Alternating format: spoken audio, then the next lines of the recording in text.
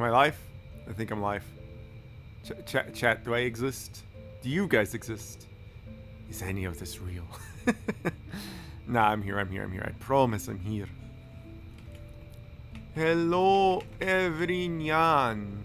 I'm fine, thank you. I believe today should be our final game of Silksong. Until the DLC comes out, of course. I was going to try to stream yesterday. And then, I had dinner. And then, for whatever reason... Hello, Phantom Castration. And then, after I had dinner, for whatever goddamn reason, I just knocked out for 2 whole ass hours. And then, after being knocked out for 2 whole ass hours, I woke up with a throbbing headache, like someone had just smacked me upside the head, and I'm just sitting here like, what happened? Hi. Oh, now, how brilliant. All the fine games you have matched my scores and more. What wonder to be here and be able to witness a display of such profound talent. Beating your scores proved an immense challenge, Seth. Yeah, slap that eep. Slap by the eep usually does that. Yeah, just the food just knocked me the fuck out. Have achieved them yourself with relative ease. You flatter me, but yes, my own aptitude continues to surprise me. So many skills I cannot recall learning. But do not underplay your own achievements, for they too are significant, inspiring even. In fact, for my deep respect, I insist you take the small medallion. I found it within my belongings, and know not where it came from, where I came upon it, but it must be a pleasant sense. Let it serve as a marker of our friendship. I feel has only just begun. Thank you, Seth. I shall keep it close. Whoa. Yay. Bow wow! Yeah, I finished setting up the food. Yay. Oh wait, that's there we go. There's the fast travel. I've been playing a different Metroidvania on my time off. So if I push a lot of stupid buttons, blame that. Thankfully, he's finished with that Metroidvania. Yeah. It won't stop me from pushing stupid buttons though. Oh yeah, no. Thank you. Wait, hang on. Thank you, Aira.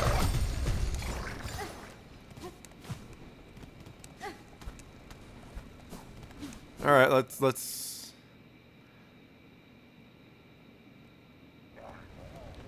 go talk to a bunch of snails. Now that Hello, we've been... What? I'm saying hello to both Phantom Station and Cole. Since I just saw the messages. Let's go talk to some snails.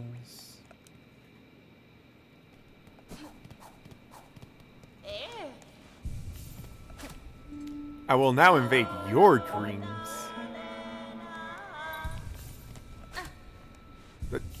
Give me a moment. I'm being retarded. There we go.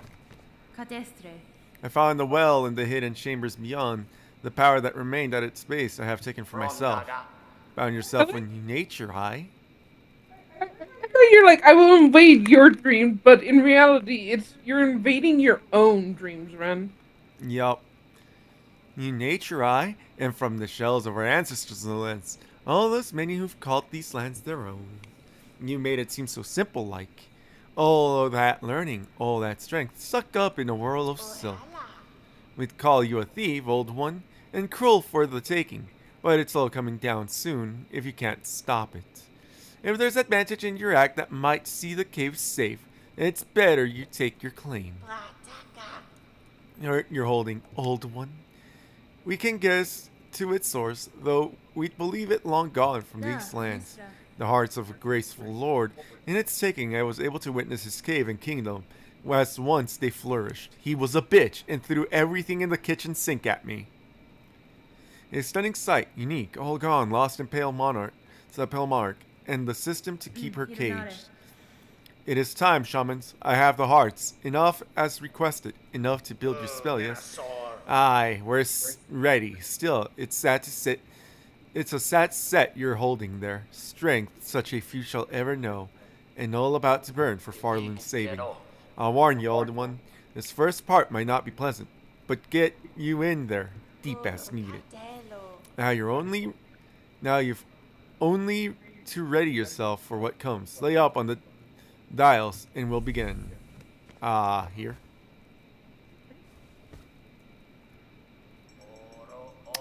I am getting from softed. Yep.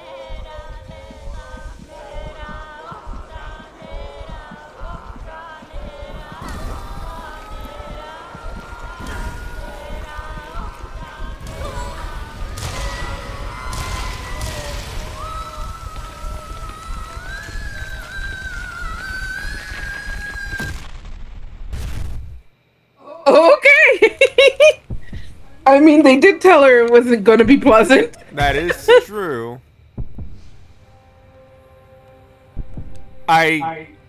Kitty, am I allowed to make a joke? Go ahead, I guess. Wait, is it going to be at my expense? Sort of? Fine. Kitty, is that what the first time is like?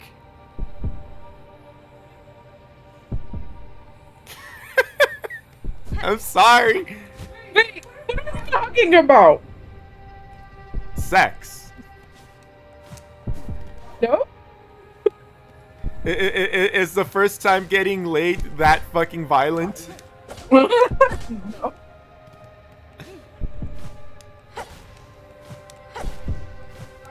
You would know. Was I screaming in agony? You know what? That's fair.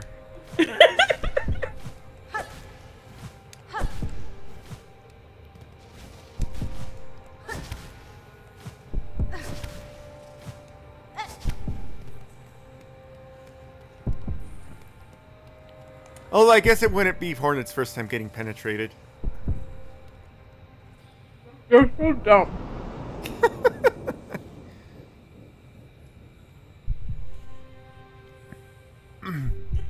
The baby hornet.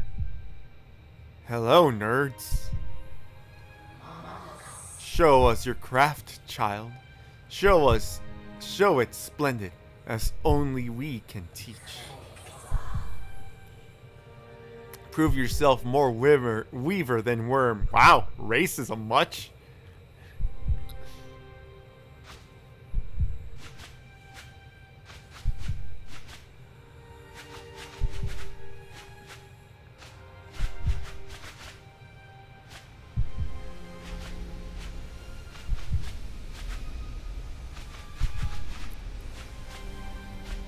I'm just gonna make my cloak here.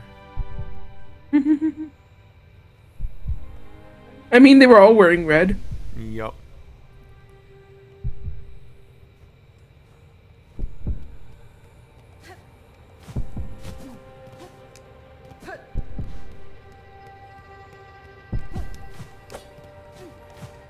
So I thought this was more cutscene than anything. Uh-huh. I'm surprised you're moving. Well, I gotta get from one cutscene to the next somehow. Fair enough. To be fair, considering what they've gone through, they're kind of have a justification. I mean, to be fair, the Pale King did a lot of things. What did he do specifically to the Weavers? That's a good question, actually. Like, I know that they wanted to try to connect the deepness to everything else, but if anything, the Weavers, or the denizens of deepness, which is where I'm assuming the Weavers were at the moment. That's where all the spiderwebs are. Were far more aggressive and didn't let them connect Kingdom.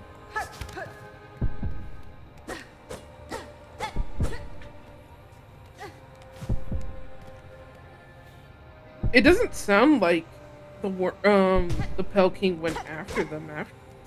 Yeah. I guess If we'll anything, learn. the most he did was seek out Hera, from what I'm understanding.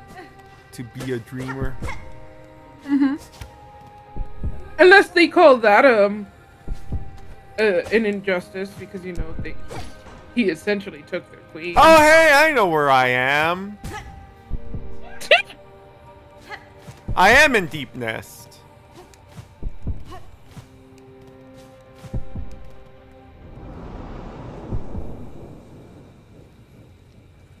This is where Hera is, I believe.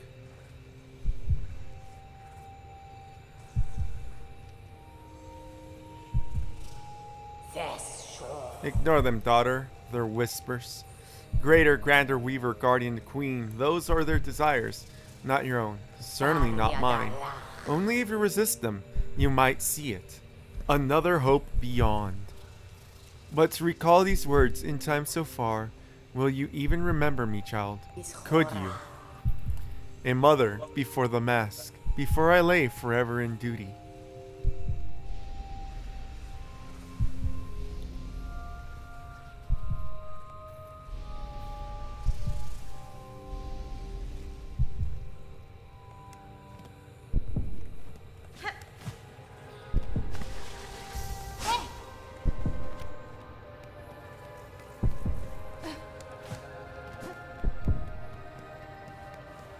Hornet, your mind needs to really make up its mind in which direction I'm actually headed.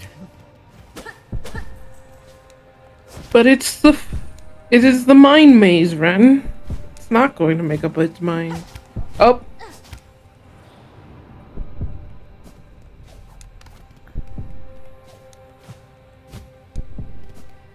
Wait.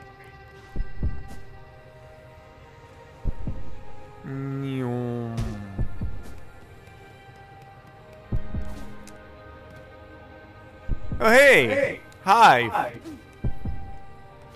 So, this is interesting. So, did you know originally the hive was going to be connected to Deepness? I did not. But then it was moved to where it was moved, and it feels weird that, like, I don't know, that the queen trained Hornet in a sense? The hive queen? Because she did mention that they weren't going to help, The king. yeah, but then wouldn't technically training Hornet also be technically in a weird sense? Sort of. Good. Better. Yet you still need to be faster. In time they will come for you. Those who fear your nature and those seeking to claim it. To survive our world, you must learn to sting. Swift and sudden.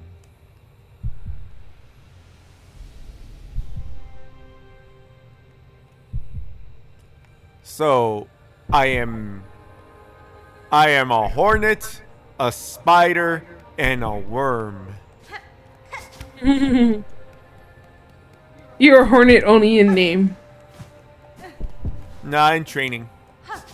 I guess in that too.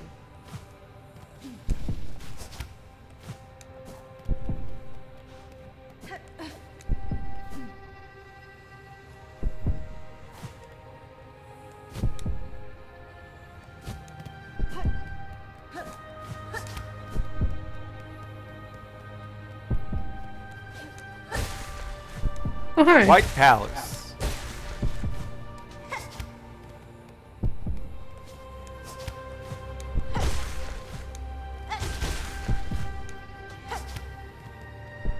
I just realized they gave you the Hunter's Crest, didn't they? The what? Oh, You're yes. using the... Yeah.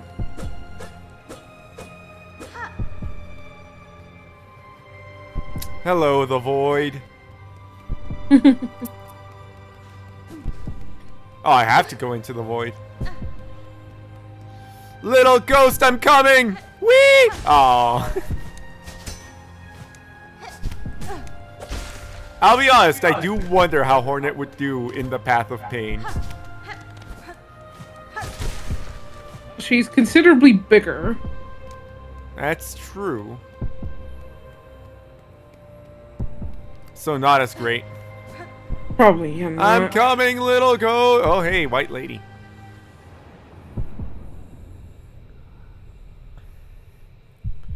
Little ghost, I'm coming to kidnap you from my mind, so you can deal with the void again. Oh, I'm wearing white this time. Alas, spider's child, for our ways you will think us harsh. You will think us uncaring, unrepentant, and so we must seem for such a cost of a, and so we must seem for such is the cost of our wish.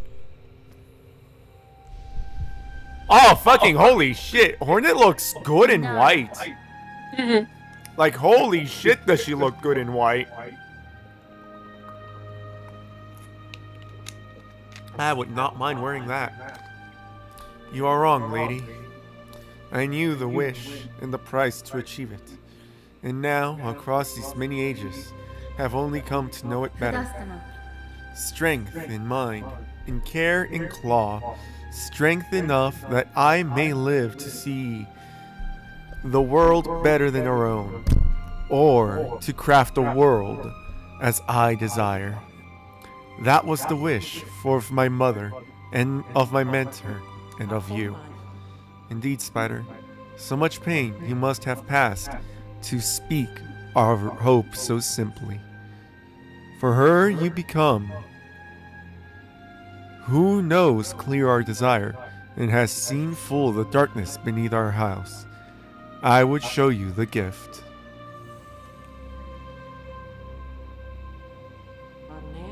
Witness the first light, the only means we possess to resist that void with which our family is forever linked. Reach forth, child, grown strong. Wrest it from this remembrance. Burn yourself free from our sad fate. Oh, that's right. The white lady knows when I'm invading memories. Yeah. Obtain the Everbloom. This one will not break the instant you get touched.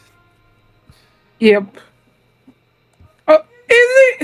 Is it possible that the Everbloom is actually technically a form of the white lady? A form of the white lady, considering she's kind of like a tree? I mean, it is possible, and it is said to only grow in specific locations. Yep. And they're dead. Ah, they died. A shame, I'm sure.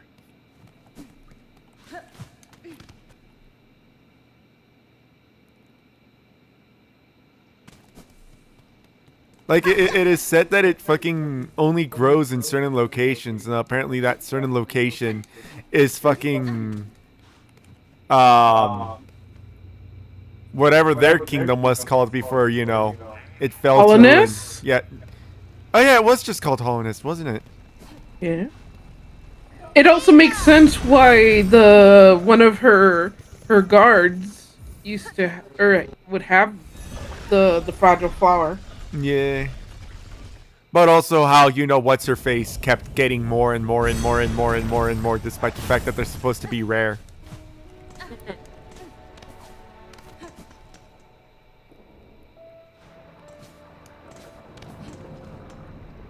Eto.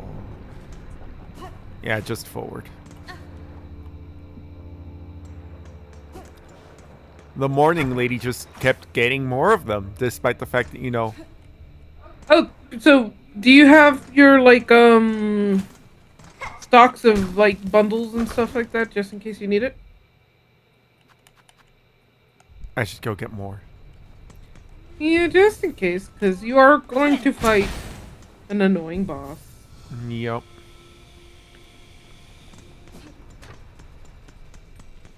Hi.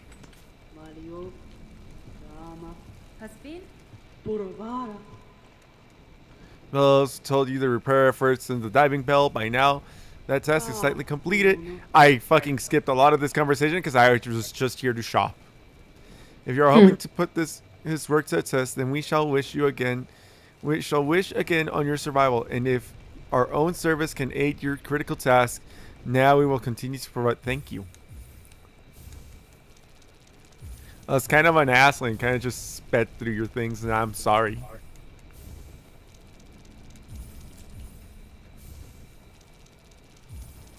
It's a good thing she sells it. Right.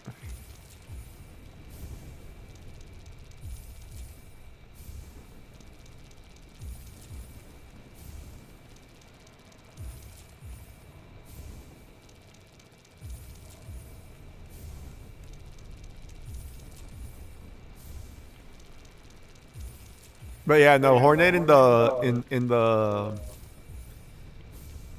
the colors of the Court of the Pale King, really fancy. E. How many shards do you currently have, too? Like, on you. Not the bundles. You already at max. Let's see how many you have on you. Oh, you're at max, so. Ah, he's already gone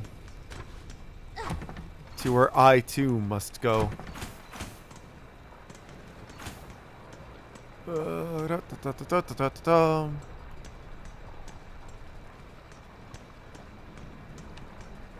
BRB?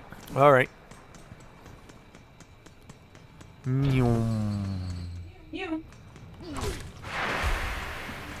I ain't dealing with that. Fuck that. Not here. Lower yet.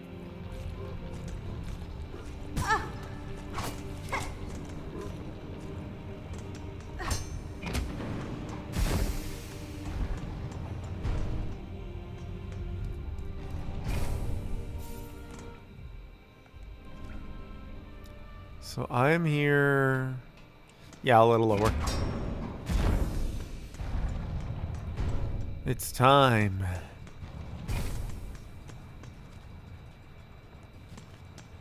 To face the greatest challenge yet. Another rematch.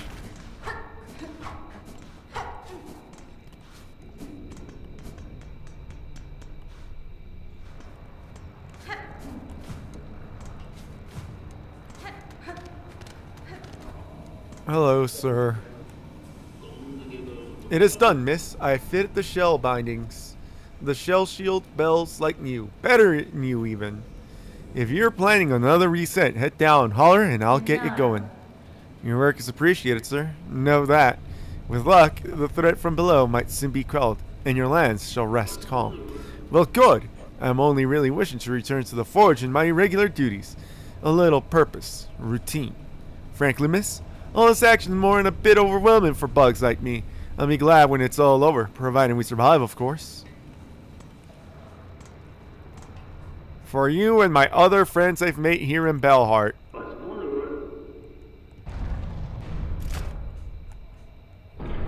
I shall do my best.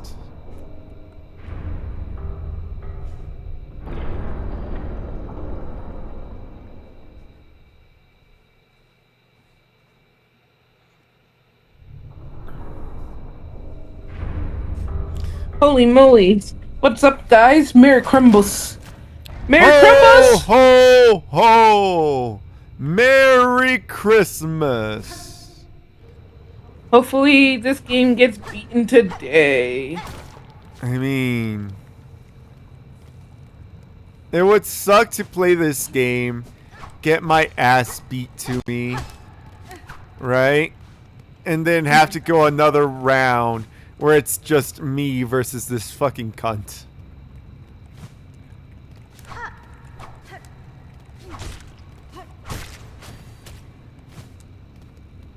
Like that on its own would just suck. Yeah, I know.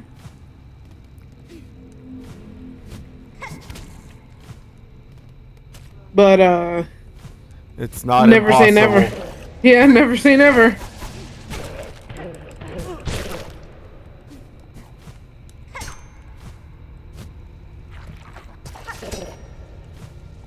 Please stay away from me.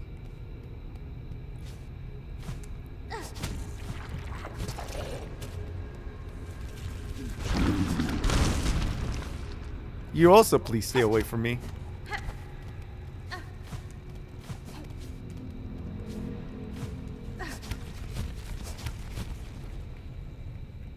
DK Naughtius believes in you, Ren. Yay! Oh god, another I one. believe in you too. Just, I'm hoping it goes faster rather than slower. Fair enough. With that said, I don't know what my next game after this will be. It's probably going to be, you know, Pinocchio. Lice of P. But I do, once I have everything set up for being a VTuber, I do, as a matter of fact, have a game lined up for when I finally have a model. Game. Fever meme.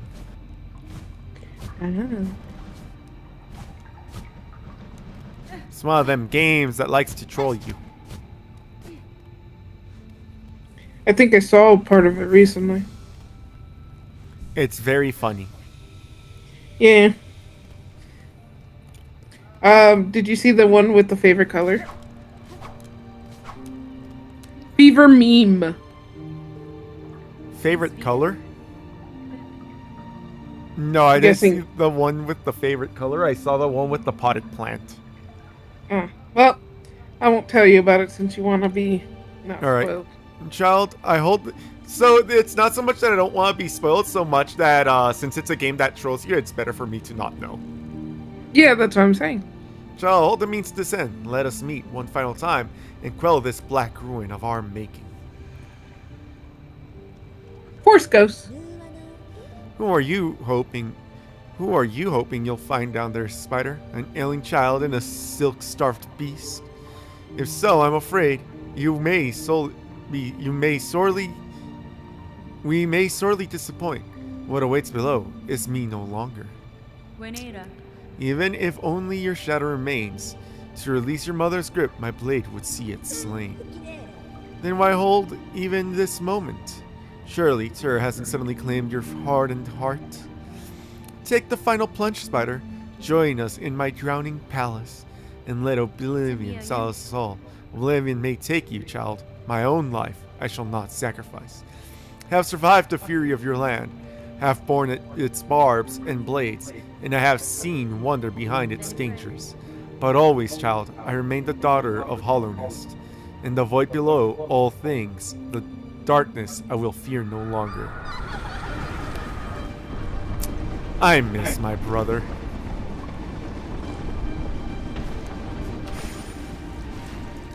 Wait. You can swim it because of the flower?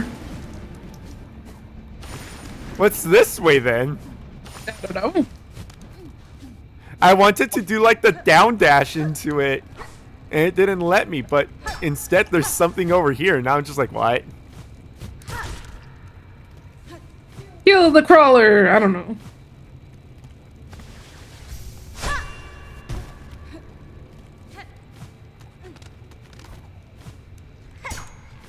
That's a big crawler.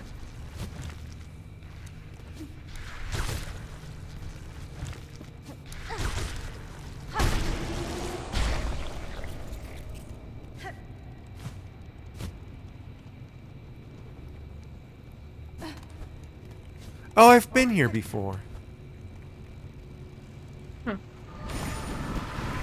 I don't know how, but I've been there before.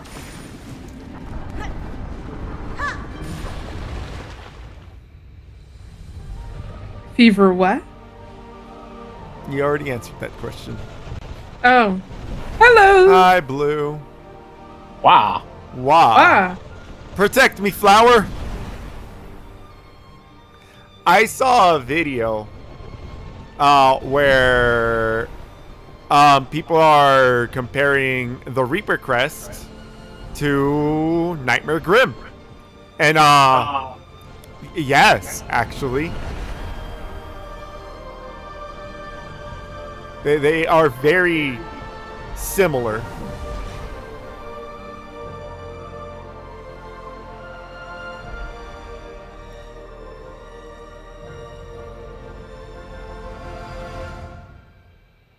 The slow descent.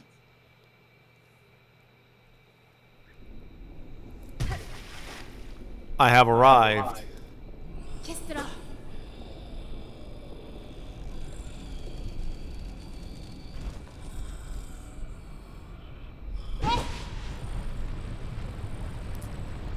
Alright, time to die. Let's try. Good luck.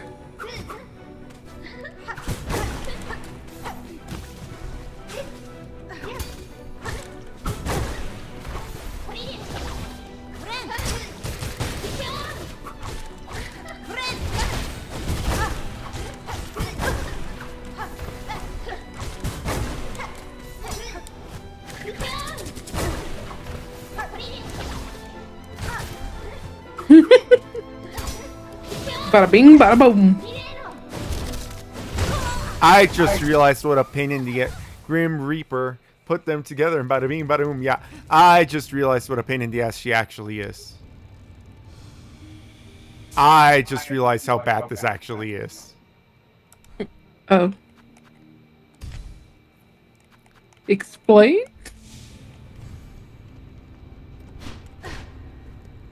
It's literally just the fact that she's... It's just the fact that she's void. Which means that every time she hits me, she's consuming my silk. Uh-oh. I think what annoyed me the most fighting her, her like counter where she like parries and then like teleports behind you and does her big like I stabbed a billion times. I swear it feels like it acts like a vacuum cleaner where it kind of sucks you into it.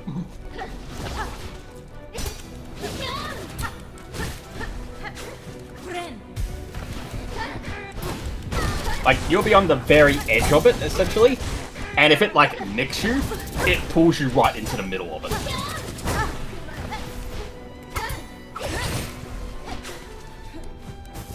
DK Nadia says, yeah, oh yes it does.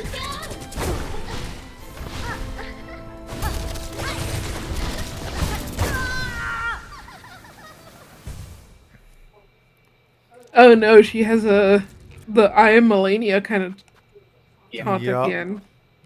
That doesn't help. Let's see.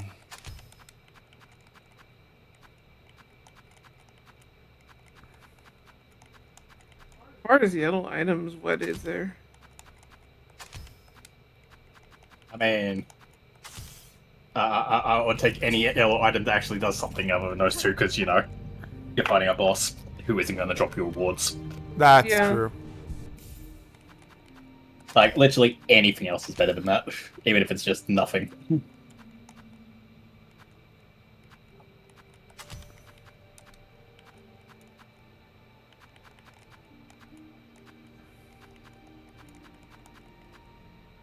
Maybe they're grabbing the wharfing?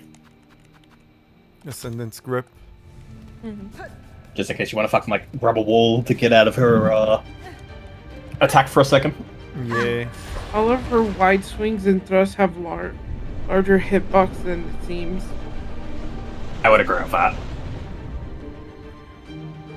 What disconnected on my half? Hello, bitch. Oh! Okay, it was...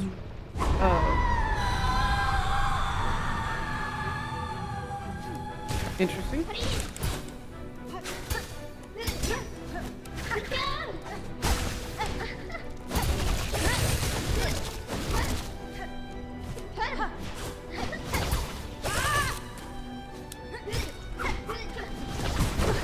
Yeah, I agree. Her void attacks are actually, funny enough, the most fair thing about her. Really? Like, her needle attacks, especially her, like, counter, I feel like it's just very misleading.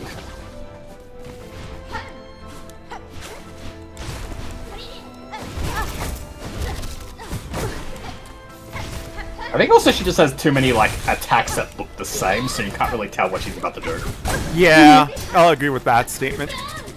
I just saw that right now. I can never tell if she's about to do her, like, I do, like, a horizontal jump into the air attack, or my dash forward attack. Like, I feel like the animation is the same for both of those things, which it's kind of annoying because it's like, am I meant to stay on the floor or am I meant to jump this one?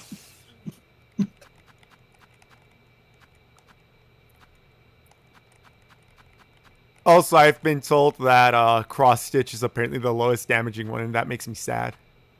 I mean, Yeah.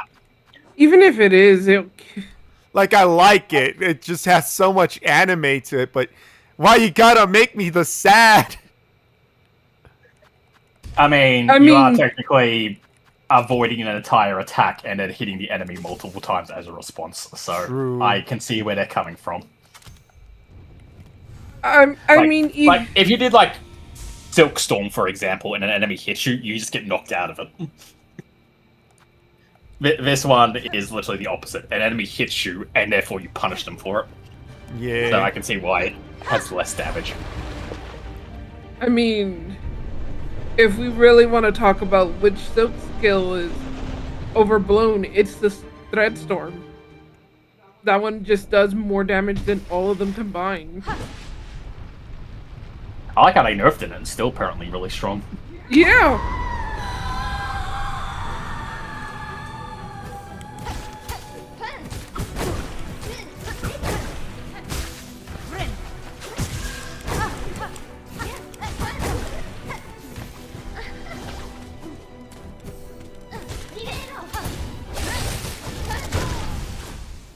Hornet, when I say jump after you counter, please jump. It would make my life much better and easier. BRB. Okay.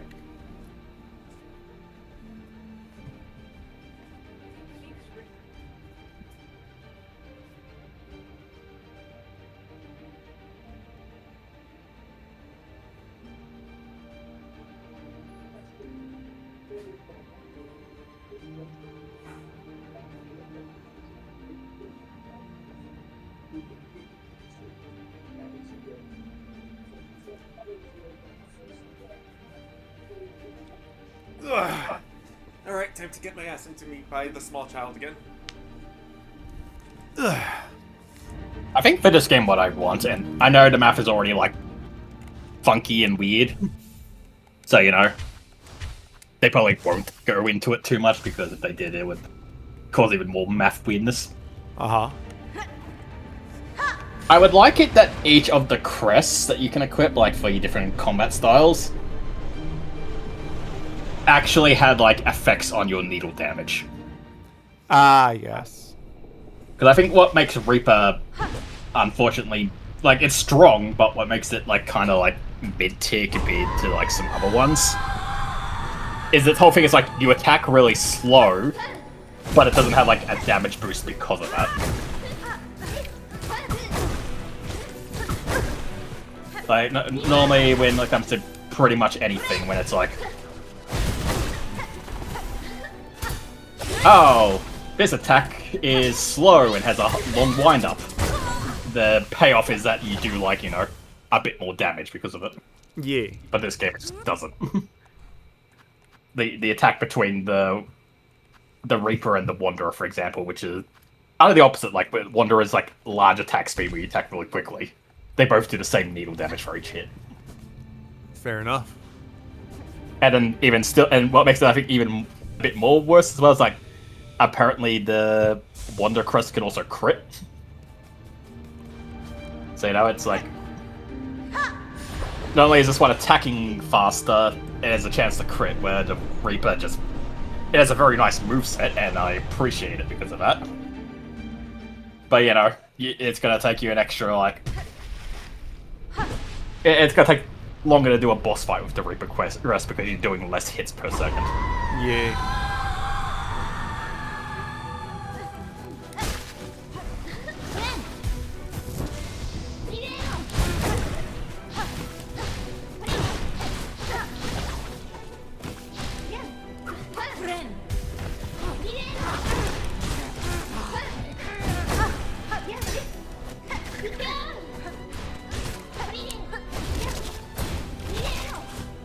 Also, I do want to get, if I ever came back to this, I would want to get good at, like, the Hunter Crest. Just for the, like, Oh, if you get 16 hits in a row without taking damage, you do an extra 60 damage or something per hit.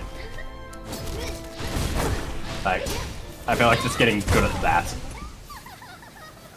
would be very interesting. We could just fucking like boss rush an enemy and do a shit ton of damage with your needle because you're not taking because you get good at dodging essentially.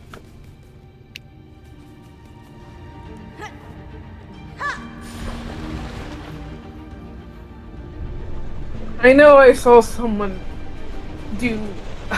It's nothing big and scary because you know it's a savage beast fly, but I saw the savage beast fly no hit, and they were wearing that thing that makes you take 3 damage, but you do more damage.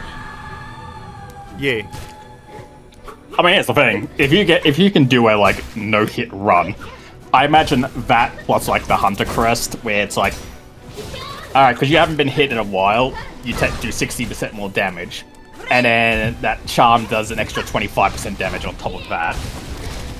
And then you can use like the Flint Slate to give yourself the fire damage, which does an extra 50% damage on top of all the damage you're doing.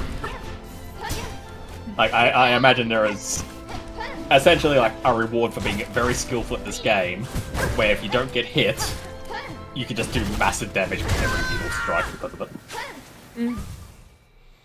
I swear to God, it feels like the fucking Beast Crest got fucking nerfed.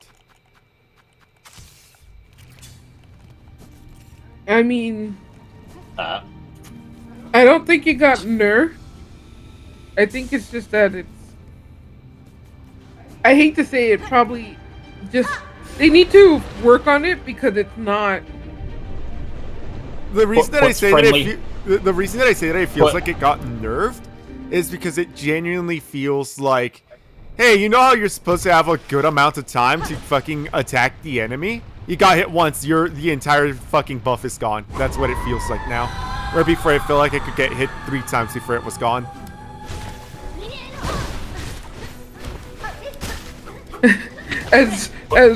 What's a friendly hand on your shoulder, Ren? I think the Hunter Crest was just always bad. Oh no, it was always garbage. The Beast Crest, yeah.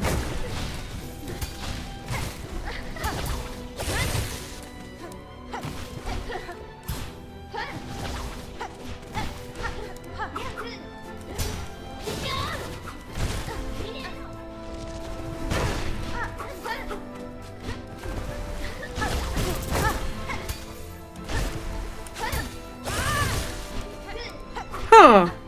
You know, I just realized that she probably made this cocoon to protect Lace. Funny enough. Don't forget the circlet swing cancel tech mix-up combo. You know what? That's true. You know what? Let's just do that.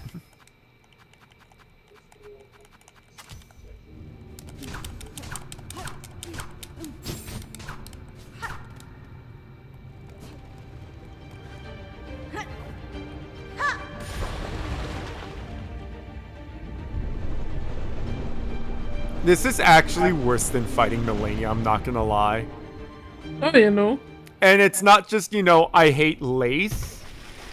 It's that I have to go through the cutscene every time I enter. Like, at least it's a shortened version of the cutscene, but it's still the cutscene.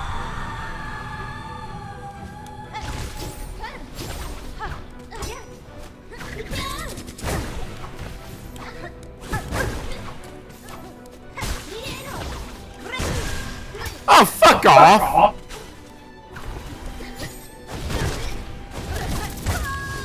That was actually horseshit. You're healing, and she's not touching you while you're trying to heal. Here, let us fix that.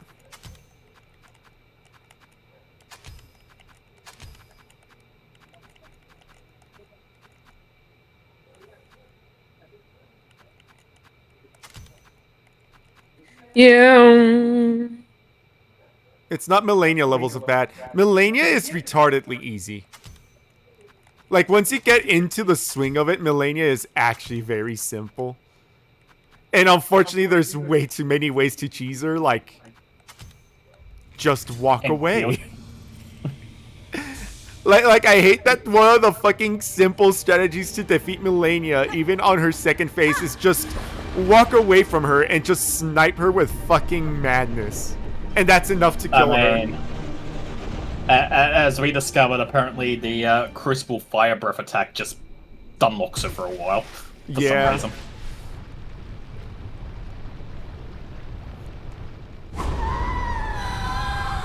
Fair. Unfortunately, like, look, I love the Souls games, and I'm not going to, like, you know, be like, oh yeah, they're super easy or anything. When it comes to Souls-likes, Elden Ring is kind of the easiest one. Oh yeah, no. So, probably why so many people got like, into it. Yeah, but just like, unfortunately, Melania being hard. Compared to a lot of other stuff, she's really not. Like, she is a challenge for that game, I won't lie, but...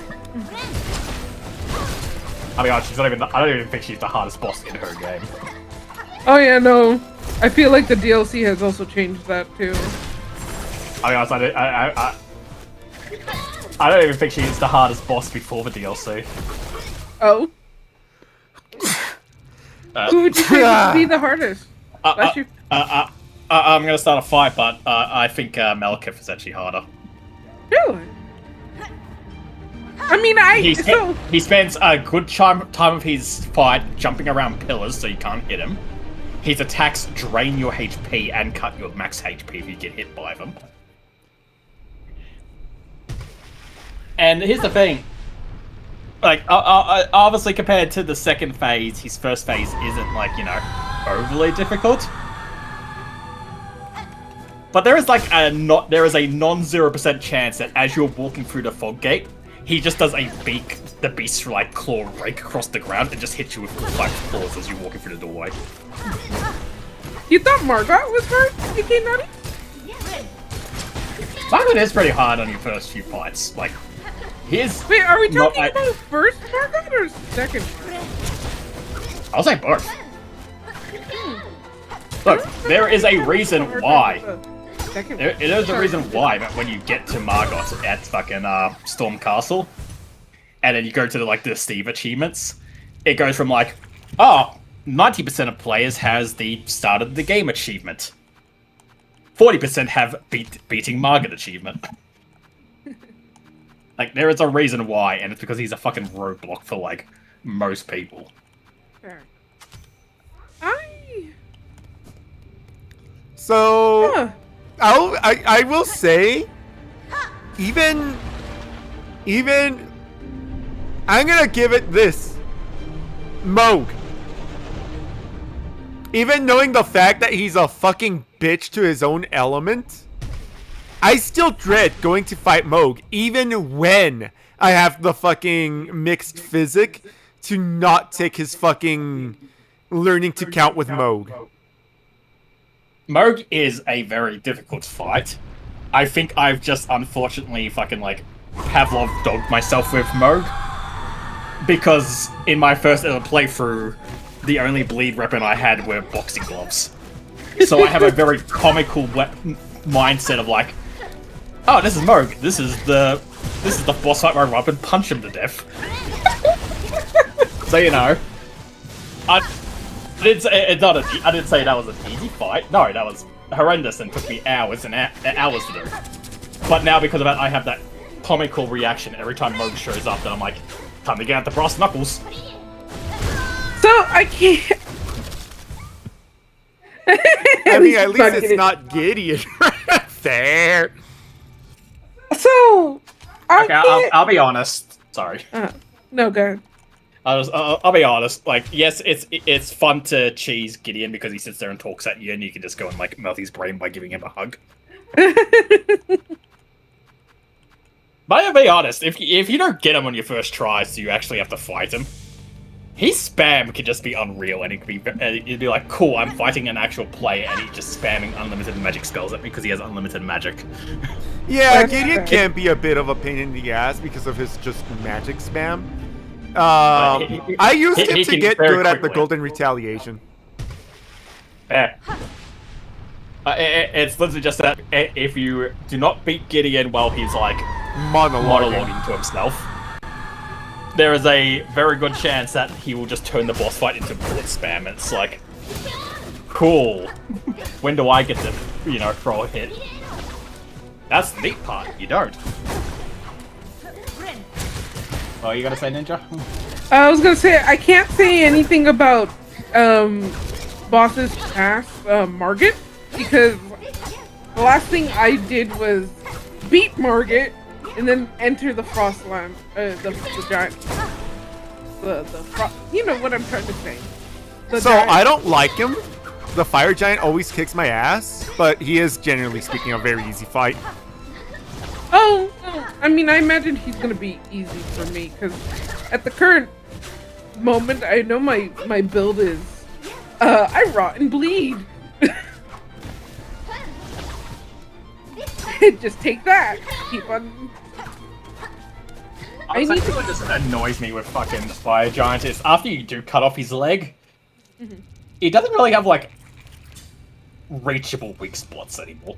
Yeah. So you just do damage. Like there's no like hit him in the head moments anymore like there are with all the other bosses.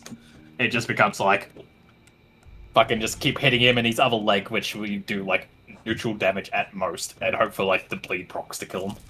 Yeah, I do know that his technical other weak point is his eye, but do you really want to be looking at the point that is doing damage? Also, good luck getting to it with your fucking sword. like I know spellcasters are like, haha, don't worry, I've got this, but it's like, fuck off.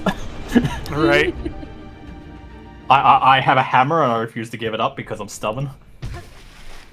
Fair.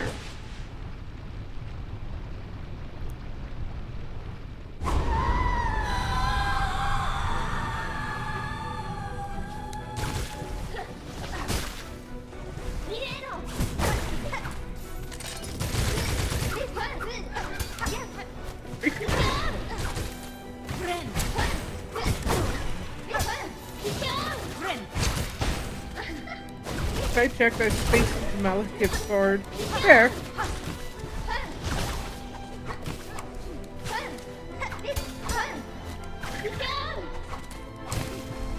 I know that after I beat Margit, I tried my hand at a little bit of the DLC. And I think the only thing I've beaten in the DLC is the Ghost Dragon on the lake. That was a bitch and a half to do.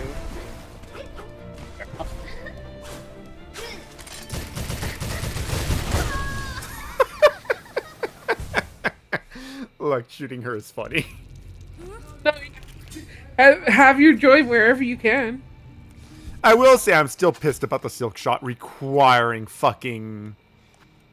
Like, the fact that the silk shot even has a fucking ammo component pisses me off.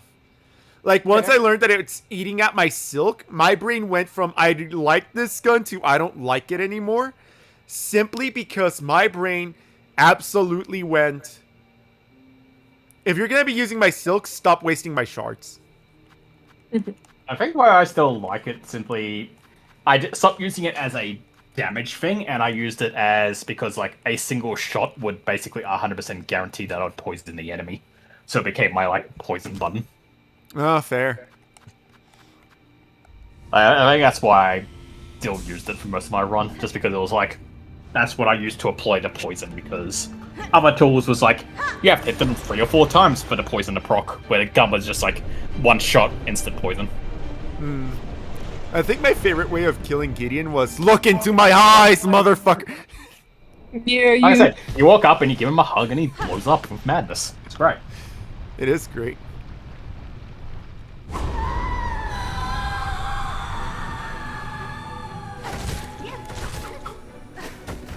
That was not the direction I was facing.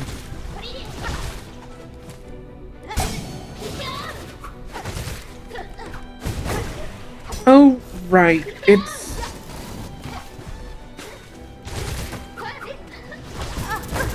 The flashlight is also built into the vacuum. What? Oh, right! Luigi's Mansion.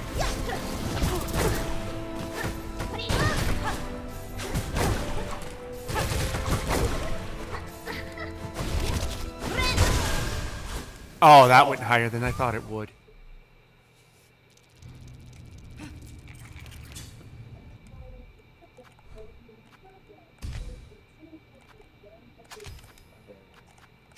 Some juicy numbers.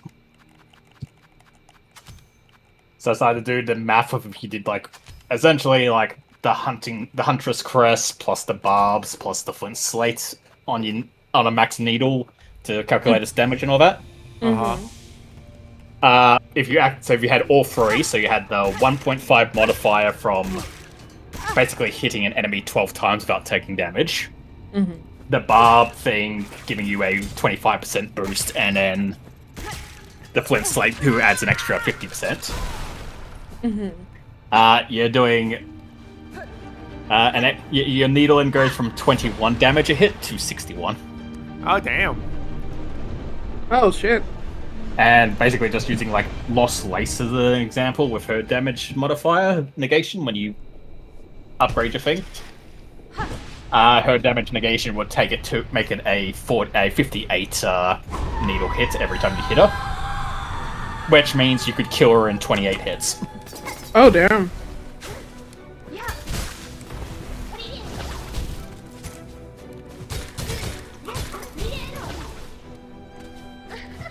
Yes, that is definitely. I doubt I will ever get that good, but that would be the dream. Yeah. That would be the dream.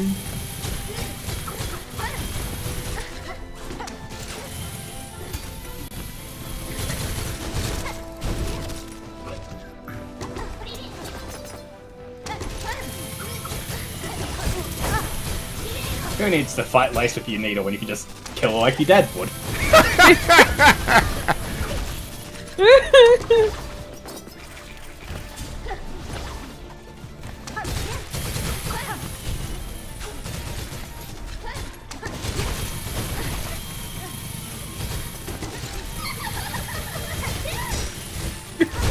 Oh! What? Oh, just that he's got to the phase 2. Oh, neat. So she has essentially four phases. Oh. Oh, 4? Phase 3's less of a phase, so it's more like just a big attack that she does. So phase 1 is what you've been dealing with. Phase 2 is she starts shooting like the globs everywhere. Phase 3, she jumps off screen and does like a big Kamehameha that takes up basically the entire screen.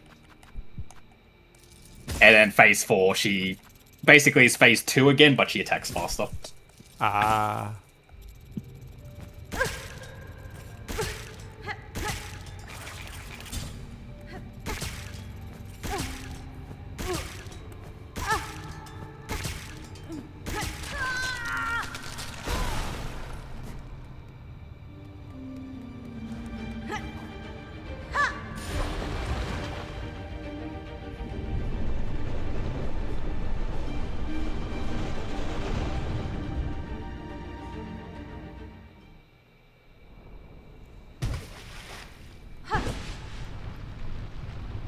Karama.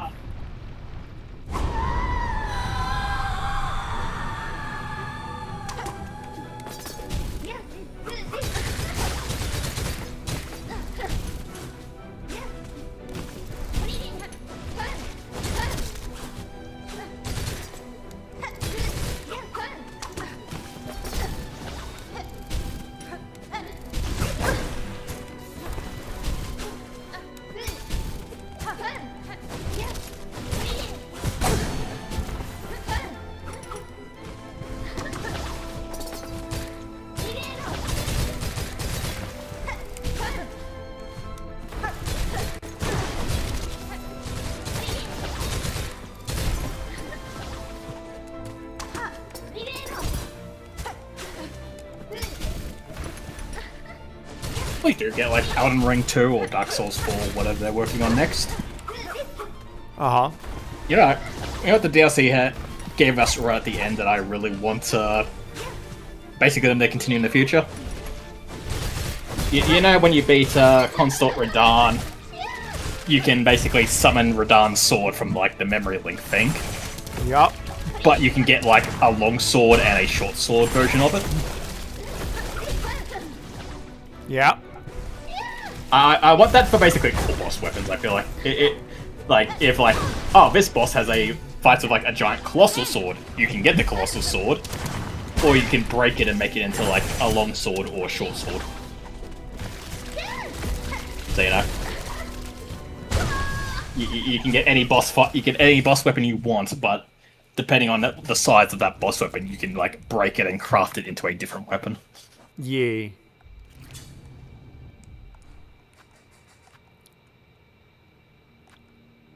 Because like, as Cole was saying with like Malekith's sword, I too would like Malekith's sword, but I would like it in long sword version rather than colossal weapon version.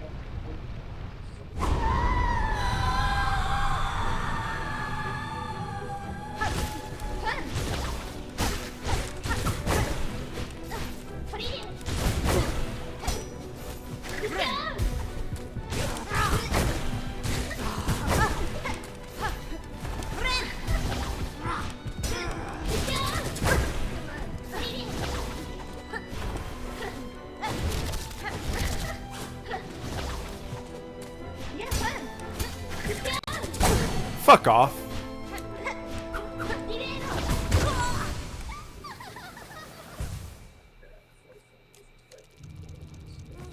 So when I smack her in the face while she's fucking countering, but then fucking counteract her counter with my counter, her fucking attack just misses me completely. But when I don't hit the counter button, she just hits. Fuck you. That's bullshit and you know it. You're playing favorites.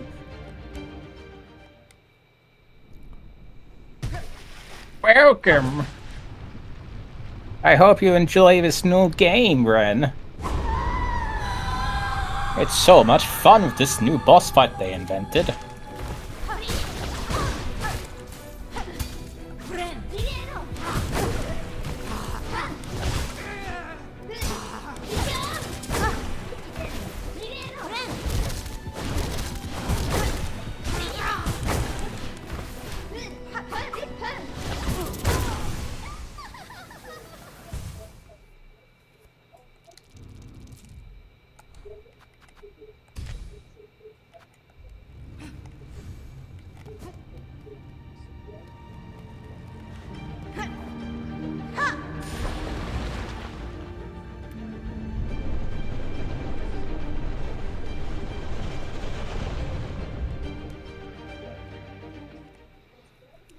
Honestly, the fact that they have us fighting her 3 times is just annoying. And technically, you only have to fight her 2 times. You can skip the first boss fight. Yeah. True. So, just to distract a little, I watched a video that basically mentioned about. It's like, you know how like there's many mangas nowadays that don't have very satisfying endings? Yup. And he mentions this like, but in reality, when you really think about it, how many mangas actually ever had a satisfying ending? He's like, I could count so many in like the stack of Full Metal Alchemist.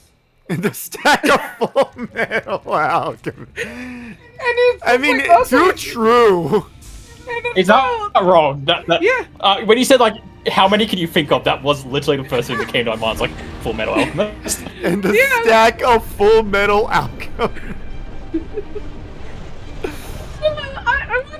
I want to question: is there any other ones that, even if it's just to you, you find it JoJo Part 1. satis? Specifically, Yeah. to be fair, like here's the thing: if you don't count JoJo as the ongoing series that it is, a lot of its endings are very satisfying. what? Yeah, Fair no. enough. I would also say part 2. I really enjoyed part 2's ending. Yeah, that's true. Fair enough. I will. Part Those are some 3. really. Okay, look, I know part 3 is like everyone's favorite. I am still of the opinion he killed off too many characters.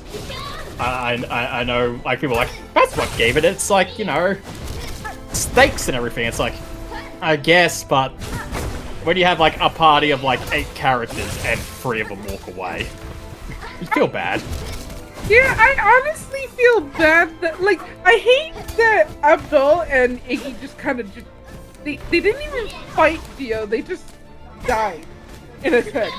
Yeah. They didn't really get to do anything meaningful.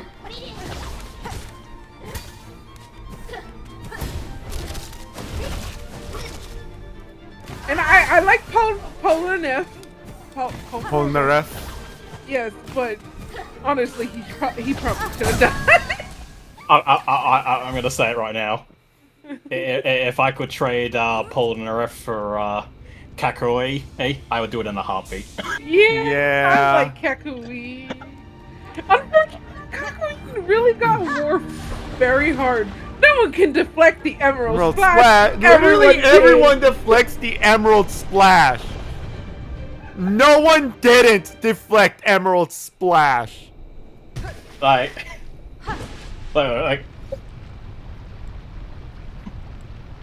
Abdul died twice at this point. It's like the man had too many death flags. I understand he had to die.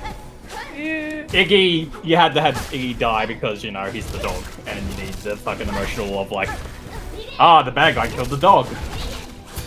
I definitely think Dio should have been the one to do that though, but Yeah.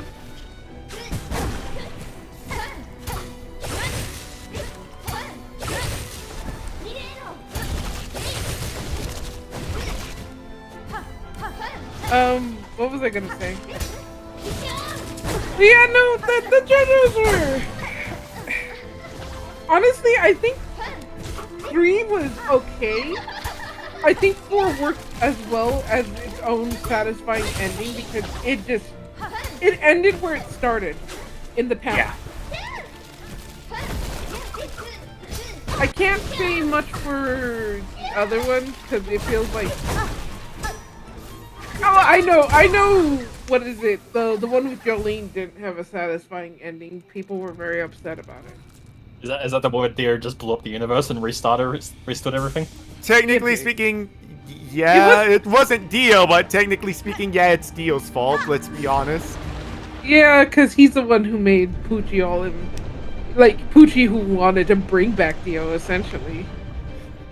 Poochie wanted Dio's dick so bad he didn't care if the fucking world ended. Yeah, pretty much. Get you a man who's that committed.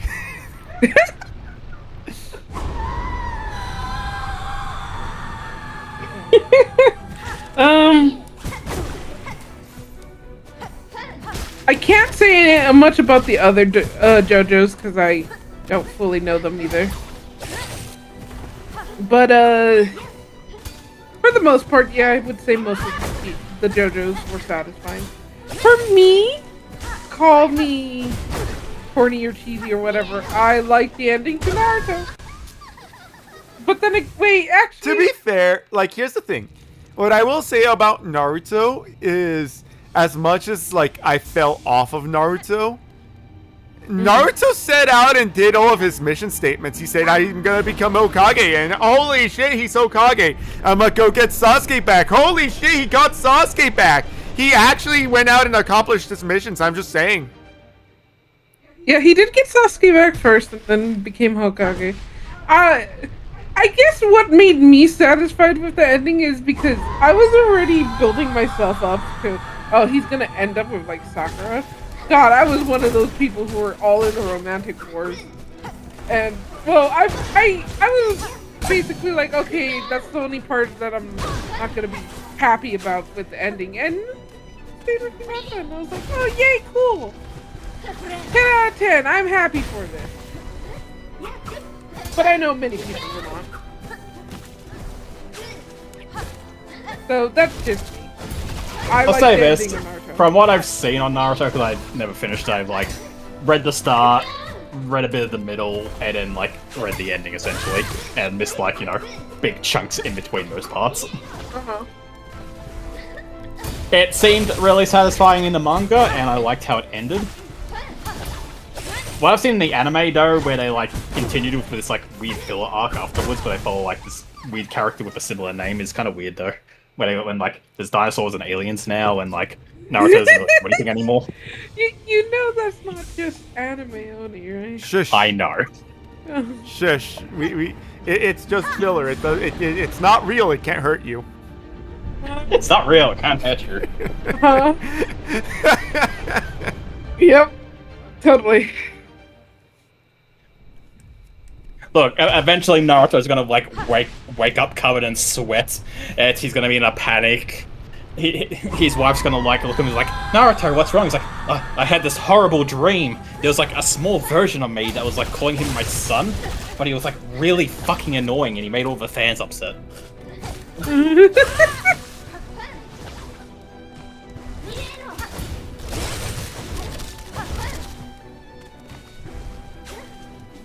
The one thing I will say that they did well with Boruto is he's not a 100% carbon copy of Naruto. That is true. Yes, I'm glad that he is his own character. I think what annoys me with Naruto, and I'm not even like, as I said, I'm not even a Naruto fan, but it still annoys me. They've done essentially the JoJo thing when it comes to like, here's a character from the old series, but we don't want them to steal the spotlight, so we're going to nerf them in really stupid ways. Yep. Like, the fact that it's just like, Sasuke's here, he can help. Sorry, I'm out of chakra, I can't help at the moment. You have to do it yourself. Like, fucking really? Really? Fucking what now? That's the excuse you came up with?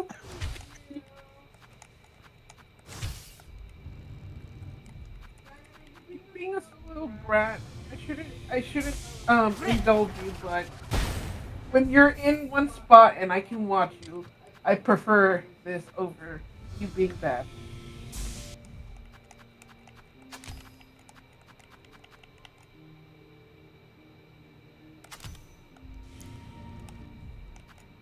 What was I gonna say? Oh God, Diamond, you're cold. You're not physically cold. It's your nose is cold.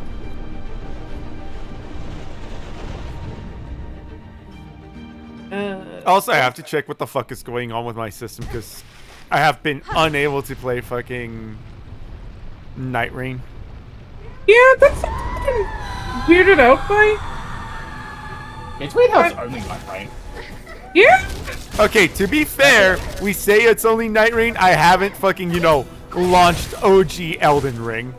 That is yeah, like, that's true, but it's just weird that, like, like, I know it's not as, like, taxing, I imagine, as Night Rain, but it's weird how, like, something like this isn't giving you issues. Yeah.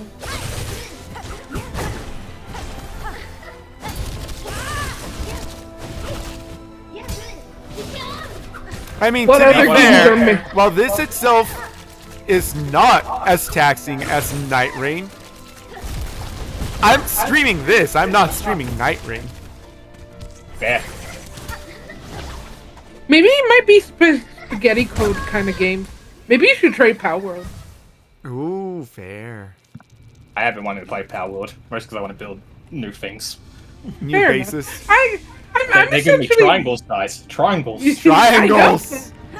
We can make I'm- edges now! We can finally answer the question of how all these squares make a circle. Yeah. Why is that one green?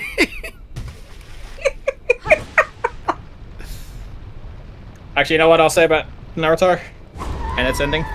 I do appreciate it a lot because it did type, because it then, after like you finish Naruto, it then leads into what is currently my favorite manga that I'm reading, which is One Piece. Because, you watch Naruto, you look at his headband, and it's like, oh, what's that pirate flag? And then you find out that there's a spin-off manga based on Naruto called One Piece.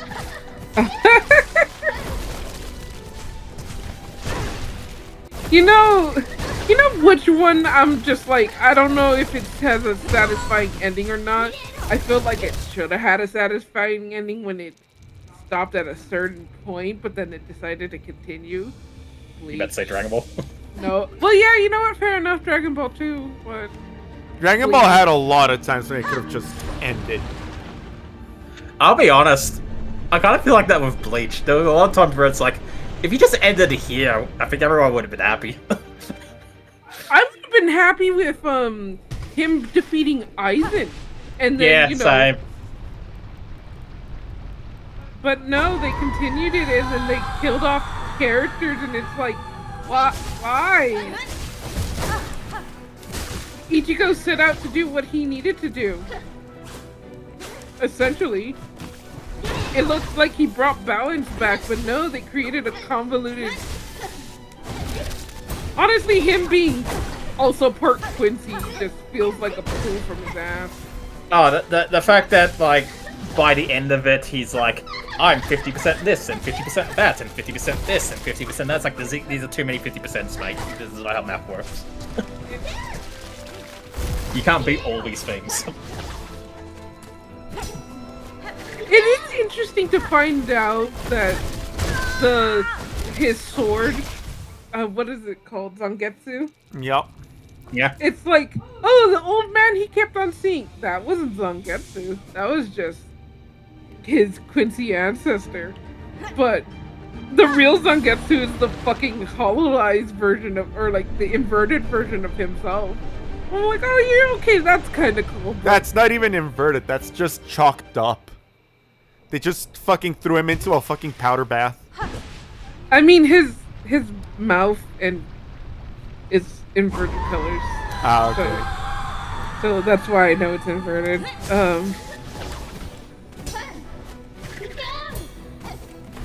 Like, oh man, Bleach did a lot of cool things, but I also agree, it just kept going when it really should have ended.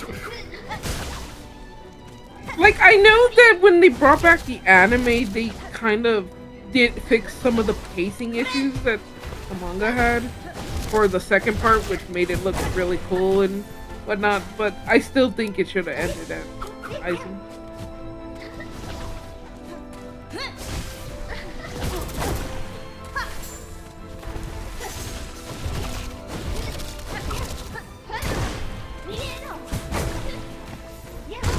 Ow. I mean, to be fair, unfortunately, I don't know if it's still the case, but Tite Kubo only knew how to write one story.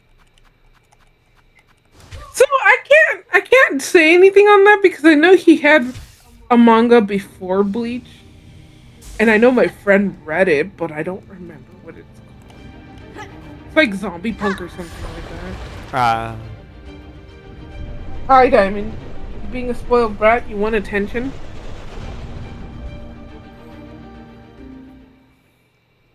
And then he created a series called, what was it called? Something the Witch, Burn the Witch.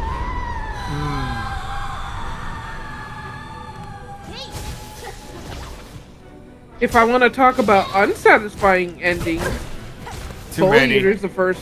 Yeah, Soul Eater is the first one that comes to my mind. I was very upset with Soul Eater. You know what the weird thing is about Soul Eater?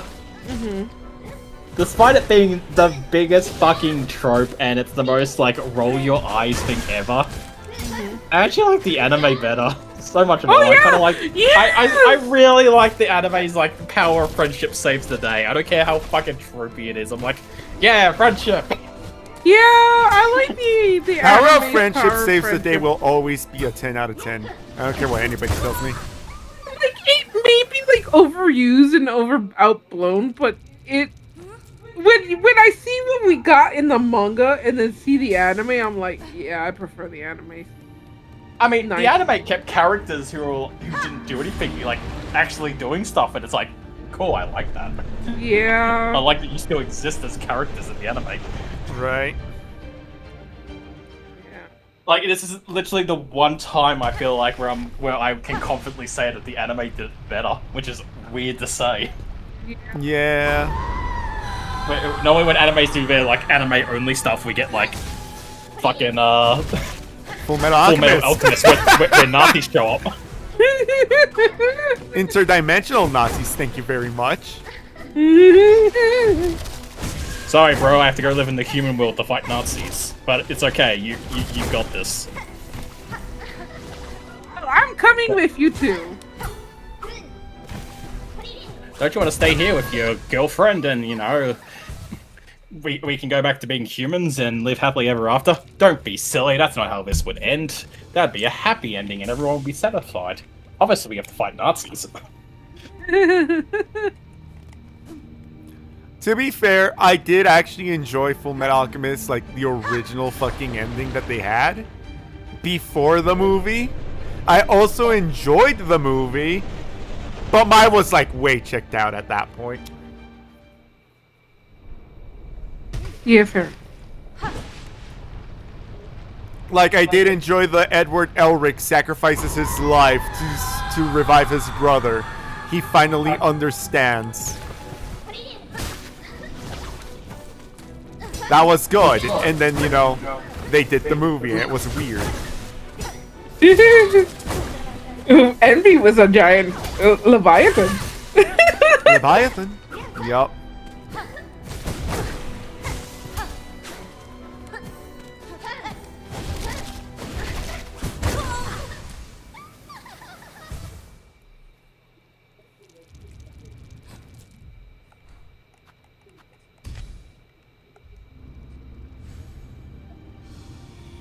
Okay, I do occasionally like, you know, like a tragic ending to things, like, you know, yeah, Shakespeare's and stuff like that. Uh-huh. But sometimes I just want to see my main characters have a happily ever after, where they're like, Yes, absolutely. my boy Edward, he got the girl and got what he really wanted in life, to be tall. True. He was being held back by those metallic limbs.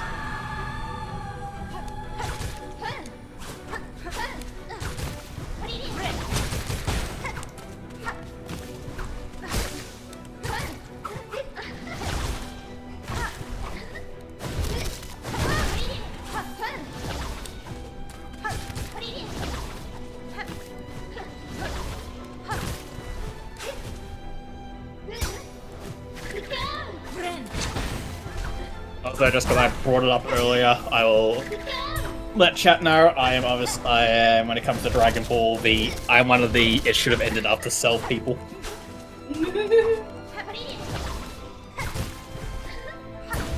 Like, I've seen stuff that, like, I've watched Super and I've watched things like the Broly movie, and while I greatly enjoyed them, like the Broly movie, like the new one for Super is great. But I'll be honest, I feel like the Boo arc and fucking like anything afterwards hasn't really added in a meaningful way. I feel like the peak Dragon Ball was Gohan on fucking like, you know, taking over and beating Cell, and everyone like, you know, got their ending after that. So there is one reason why I like the Boo arc. It gave the best character of them all some room to shine, Mr. Satan. That's true. So I can't bitch too much about the Boo arc because, you know, it gave Mr. Satan a lot of room to breathe. But it really just... Is this still Dragon Ball, guys? Okay, here's what I'll say. Obviously personal opinion, but the Boo arc I feel like would have worked if it was still the Gohan show, but they killed off Gohan and brought Goku back, and it's just like, you just undid everything you did in Cell.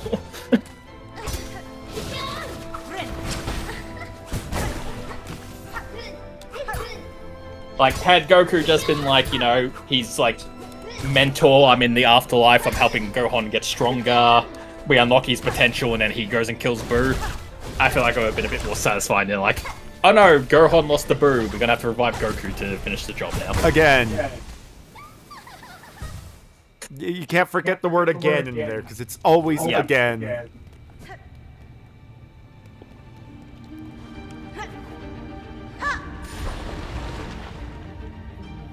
You want a soda?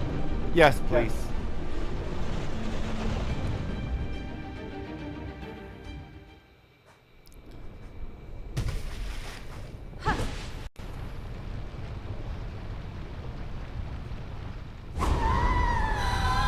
Yes, yes, scream, scream.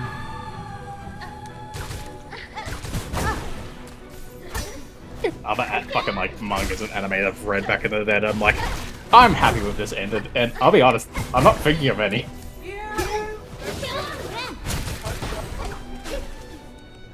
I'm thinking of like, you know, the classics that I used to watch back in the day, like your Death Notes and stuff, and I'm like, were you happy with those endings? Eh? You wanna know what the issue with like going, I liked how that ended. Do you have any fucking idea how many shows I can point to and go, did that end? Yeah. Yeah, Vegeta being a dad in Super is great. Like I said, it has done stuff I like, but I feel like it also took away a lot of stuff that I did like. Like, I feel like they've taken Gohan as a character and literally skinned him alive. Yeah. Like, it's not even like they benched him or anything. I think they have literally just. Gohan Hey guys, welcome to Dragon Ball Fucked. Daimon. Where's Gohan? We don't ask those questions around here. Oh god. The fact he's not actually even in that show is so sad. Like what? Yes, Piccolo being an uncle is great. Gohan, did you get into that college you really wanted to? It seems like not. No!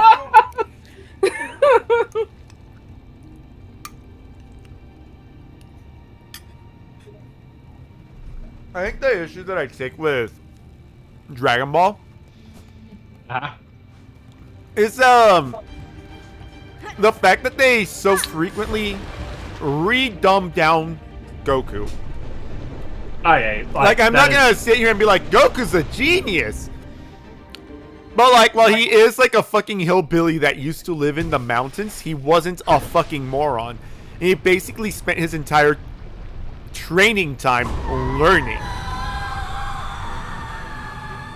So when we show up to like Dragon Ball Z and he's a fucking idiot again, yeah, it feels bad, man. Like the entire like ending to fucking the Goku Black arc in Super is fucking depressing. Like, not even just like, you know, bringing up like Trunks being fucking butchered with his fucking like, we're gonna stick you in the corner and forget about your ending that they gave him. Just the fact that the only reason that all that happened was because they had to make Goku an idiot for like 10 minutes where he fucking like low IQ'd everything, and it's like, you're making Goku look bad, and that's someone who doesn't care much about Goku saying that. Yeah. Honestly, I think what's sad for me is that when I think about Dragon Ball Z nowadays, I can't remember the original Dragon Ball Z. I remember the bridge more. Mm-hmm. Yeah. Now that you brought it up, there you go. There's an there's a anime manga that had a satisfying ending. Sword Art Online abridged. True.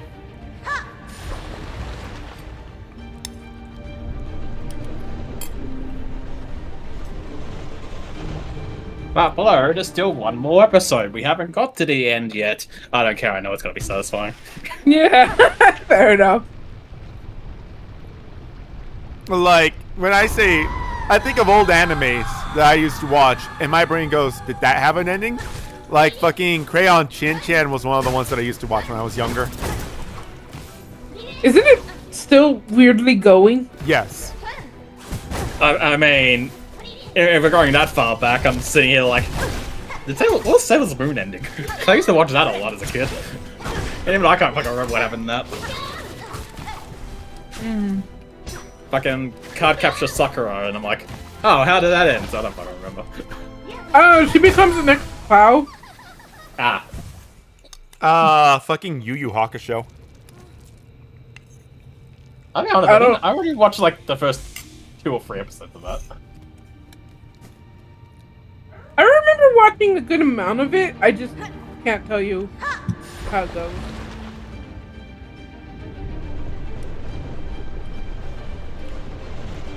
So one that I hear it has like a pretty good arc. I don't know if like it had a satisfying ending or not, but I watched like 2 or 3 episodes because they showed up on TV once. Was what's it? Lupin.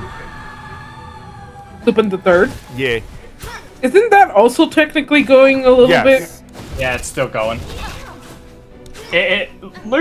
I will talk about Lupin the same way in like the vein that I talk about like JoJo when it comes to like how their seasons work. Like even unlike JoJo is the same character, like it's the same Lupin. Basically, how you know what season you're on is what color jacket Lupin has on, and that kind of like dictates both like how he acts as a person and character for that season. Huh. So like, you know, season 1 I think is like red jacket or green jacket, and he's a bit more not evil but a bit meaner as a character. Where later on when he's like in the yellow jacket he chills out a bit more and becomes like the funnier Lupin.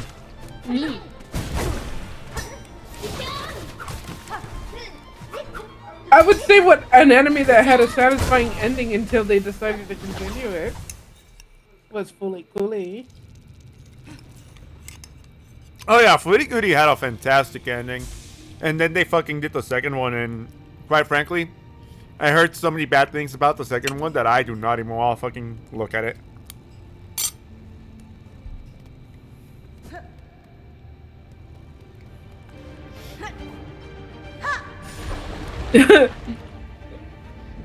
An anime I can say had an ending, and then mainly be well.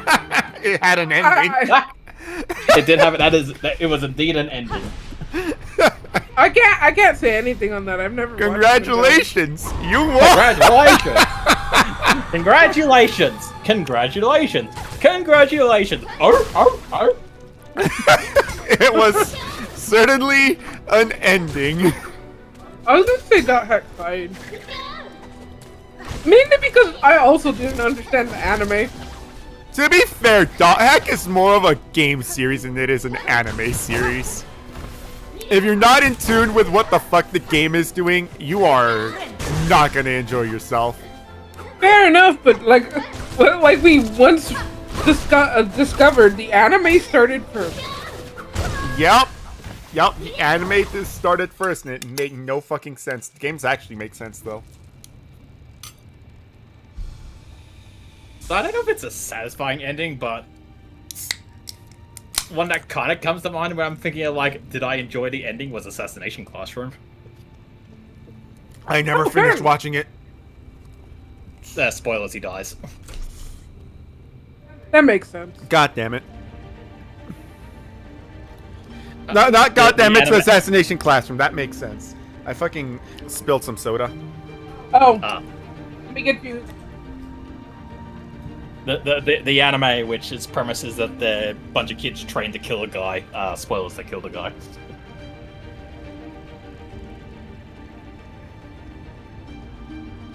Yeah, that makes sense.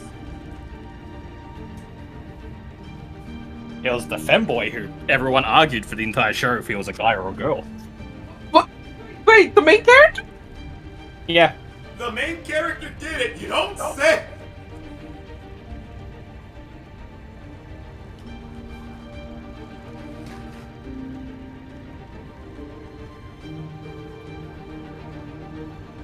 I think he stabbed him. It was a long time ago when I watched that.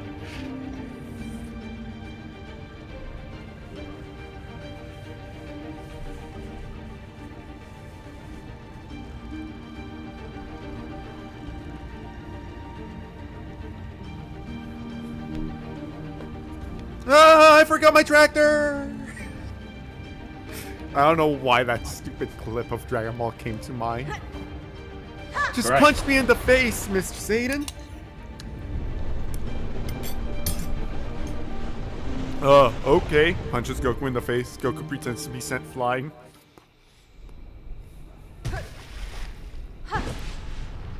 Oh no, I forgot my tractor!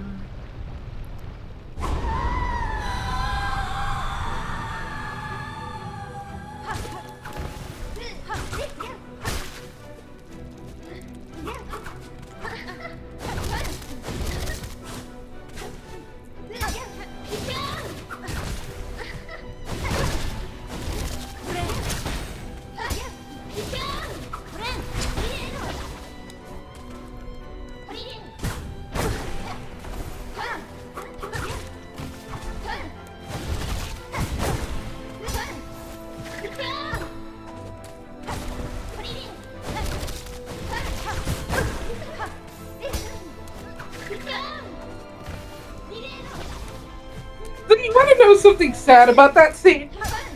Is What? that was a moment of genius for Goku because he realized that the people were stupid enough to actually fall for it. Yup. I mean, he was also doing it to get away from his wife. Yeah. So when he wants to get away from Chi-Chi, he's actually very intelligent. At least when she's angry, that's when he wants it. Yes.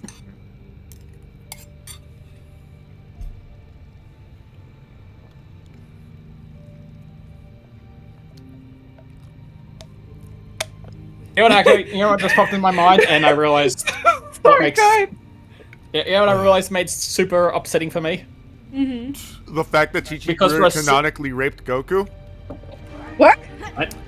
Well, I mean, considering that Super makes Goku so fucking retarded that he doesn't know where babies come from, it would imply that, you know, Goku was raped. Okay. Okay, go to what you were gonna say, Blue. I was about to say that for a single arc, we got the best version of Chi-Chi again, and I'm very upset because it was like... She was so an you actual know how to combatant? ride her. No, they just made her really caring. You know, like a good mother. And not like an evil monster that just yells at her kid and husband. But basically, it's right after the first tournament arc where Goku goes like Super Saiyan God, Kaioken times 20, and basically burns through his power. And he essentially gets sick from it. And for the entire arc, Chi-Chi immediately realizes that Goku is unwell and just basically starts looking after him. And it's like, aw, that's she's cute. an actual wife. Oh, that's cute. She's caring for her husband and not yelling at him, and she's concerned and doing things to help him, like, be comfortable. Why can't we get this more often? Why can't you just always be this? You're gonna make it a stay-at-home mum who doesn't fight anymore. Why can't you just make her, like, you know, a nice wife instead of just the one who just screams and hits everyone? I honestly, my brain went to the fucking abridged. Learn. Is this working? I don't know. Where the guy was whipping Goku.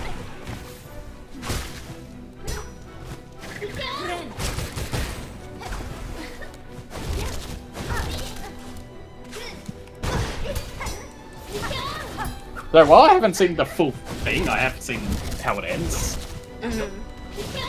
And I would say it seems like Delicious in a Dungeon has a good ending. Oh yeah. Yeah, Delicious in the Dungeon also. Like I obviously I'm like, you know, I've seen like A, B, and D, and I'm missing like the C section of the story. But from what I've seen and heard, it looks like it's a pretty good ending. Yeah, I think it's actually a pretty good ending. I kind of forgot about Delicious in Dungeon. Truth be told.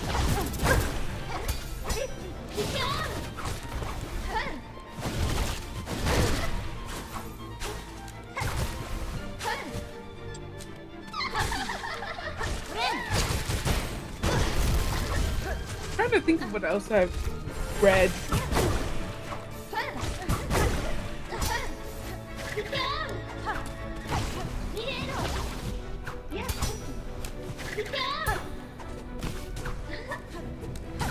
Oh, you know what? I'll start a fight in the comments section. Uh-huh. You know what has a good ending? What? Konosuba, because he gets with best girl Magami. Fight me, Darkness fans. There's not a fight there, though. Yeah, I don't feel like there's this fight, especially. I feel like after season 3, there's definitely a fight now. There are a lot of people who are on the Darkness train because of that. Really? But so I know in the manga, she technically assaults. Almost rapes him. Yeah. Look, anime fans haven't seen that yet. Fair. Look, here's the thing. They haven't seen the part where Darkness doesn't take no for an answer because he comes out and it's like, alright, I like her. And Darkness is like, how dare you, and tries to bet him. Look, here's the thing. And here's my perfect reason for why darkness can't be best girl. It's funnier that way. It is actively just much funnier if darkness just keeps not getting the guy. La Latina. La Latina.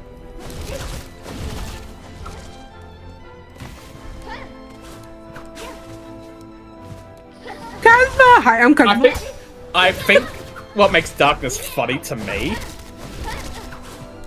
all the people who say that like Magnamine and Kazuma have an age problematic to them, darkness actually has an age problematic with Kazuma, which I think is really funny. Mm-hmm. Like, Well, so Magnamine's 14, Kazuma's 16. So I see people being like, "Oh, he's basically an adult teenager." This was like, fuck off. Look, here's the issue Darkness that I'm is having. 22. Oh wow, that. Darkness is 22. Kazuma's 16. So if it was the light novel, I would be siding with darkness. With this said, the thing that bothers me is that I have unironically seen people on the internet bitch about like, that's a child, bitch, that's a 25-year-old woman. Like, where the fuck in this are you seeing a child? Well, Ren, her face looks all cutesy. Therefore, she's a child. Yeah. Don't you know she has large eyes, so therefore she's a girl. She's a small child. But yes, no. People who like complain about like Kazuma dating Magni because she's 14 and he's 16, it's like they're both children. Those are two children. Yeah. And it always makes me laugh because they're the exact people who turn around and be like, he should get with darkness instead. It's like, that's an adult woman, and he's a child. That is a 6-year age gap.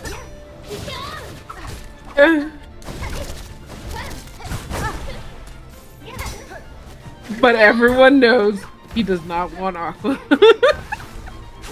I mean, who does? All she does is take your beer and turn it into water. It's not great. I mean, all she does is take your beer and gives you an empty mug back in return. That's also true. She'll either drink your beer or she'll turn your beer into water. Or you take her to the hot springs and then she turns the hot springs into normal water. I'll be honest.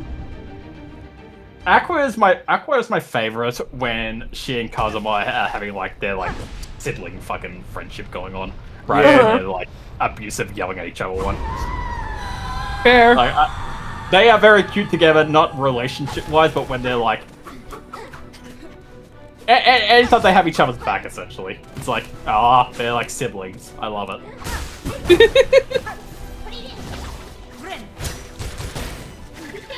Like, one of my favorite scenes from season 3 is when, like, they're listening to Darkness talk about what kind of man she wants, and she's listing off, like, all these horrible traits.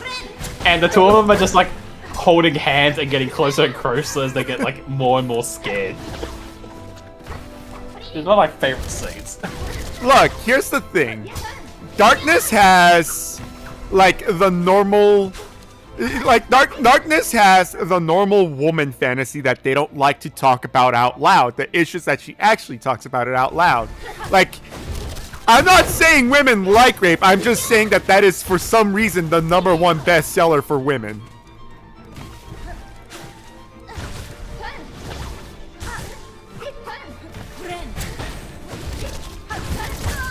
Where women, for some reason, will look at a book where the man sexually assaults the woman, everyone will look at that and go, wow, that's fucked. And the woman will go, yes. It's because they want to be want.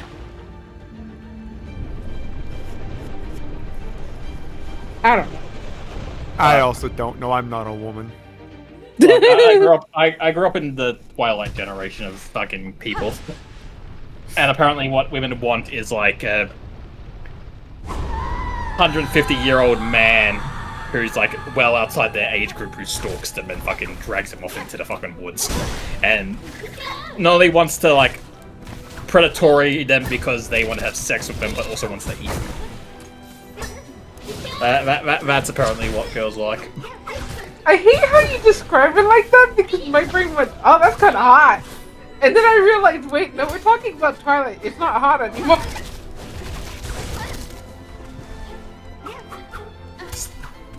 Thank you for proving my point.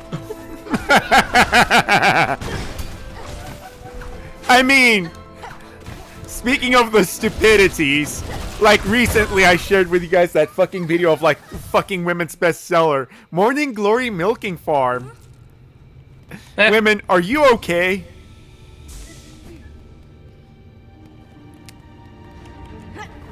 I still can't believe how bad that got, that they like fucking went and made a whole ass convention for erotica books, which is the normal part, hilariously enough. It's the fact that they couldn't take no for an answer from people who were in cosplay. Like I said, like during the video, it's okay for people to like this shit, like what you like. If you want to have fantasies of like a large minotaur man bedding you, go ahead. I probably have my own weird shit that you probably look at me weird for. That is the thing. When you start doing it to like strangers you meet in the street because they happen to be wearing the outfit of like, ah, you're from my favorite anime. Let me grope you. It's like jail, straight to jail. You wanna know what the worst part about this is? Like, again, it's like the Aqua. It's like the Megumin people who are bitching about how, like, he should be getting with darkness because that's not problematic. These are the same people who fucking imposed, like, a bunch of rules about, like, hey, when you're at an anime con, you shouldn't look at women with lustful eyes because they're in fucking cosplay. And I'm sitting here like, yeah, but you guys are, like, bitching about people looking. You guys are actually touching, grabbing, groping. It's gross. It is a thing. When you're at a convention and someone's in cosplay, being respectful, no just walking up and groping them or taking photos again without asking first. That's completely normal. And I 100% stand by that. Yep. Same time though, if you're gonna be like, here's my cosplay, I'm in a bikini, you can't get upset when the guy looks at your boobs when you have your boobs out. Yeah. Like, that's the trade-off. You are physically safe. This should be a safe space where you can do that and be your favorite anime character. But you have to have a bit of common sense in there, like, okay, I am going to walk out there with my boobs out. Guys and girls both are going to be looking at me like, ah, boobs. Yep. Like, yeah, that's just that's the compromise arc, right? There's no getting around it. Like, I think the issue that I have, right? And it's an old argument where it's like, oh, men shouldn't look at women, like, lustfully, or from, as I will now say, disrespectfully, because it's funnier to say, I'm looking disrespectfully. Like, you can't complain about, like, oh, man, nice tits, when you have, like, your fucking 90% of your boob out. You can't bitch about someone looking at you lustfully when you are dressed like a hooker.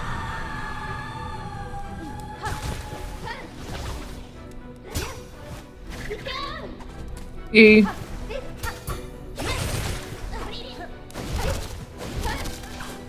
Oh, excuse me.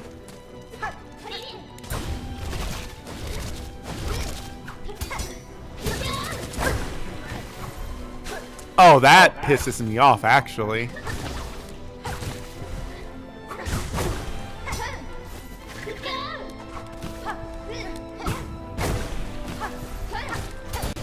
I finally figured it out. I finally figured out what it is about Lace that pisses me off. It finally became clear in this fucking fight. Her attacks supersede my counter.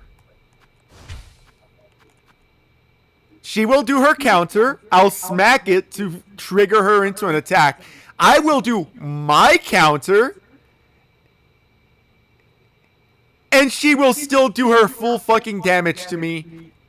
Just because. Fair. Like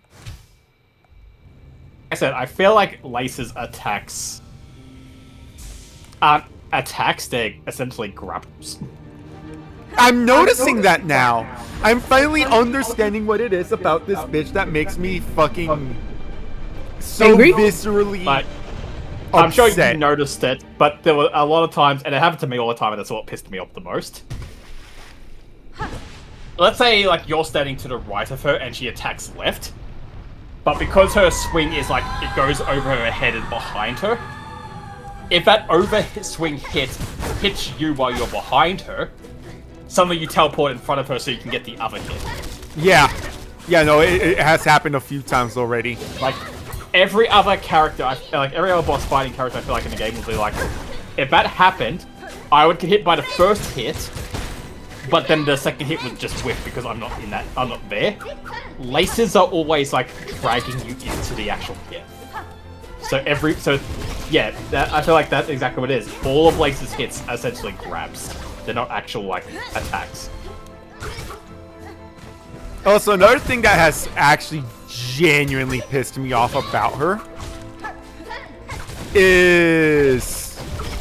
Oh, she did an attack in front of her. I am currently standing behind her, which is prime punishment opportunity. Just slap her on the back. Oh, sorry, no, she's doing her attack, and that means that she is currently parrying you.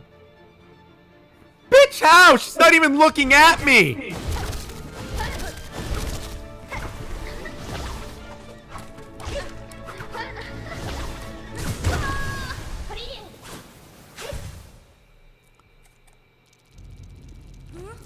Like, it finally, I see the light now.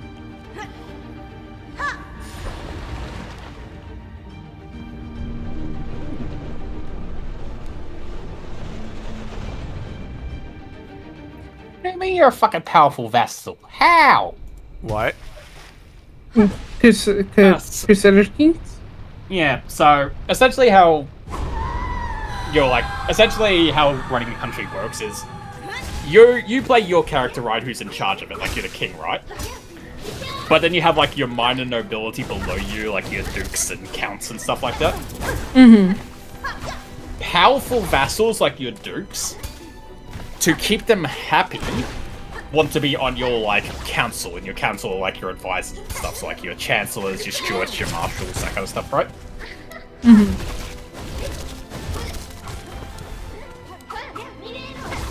I have no idea what the game, like, how the game decides what is a powerful vassal at times, because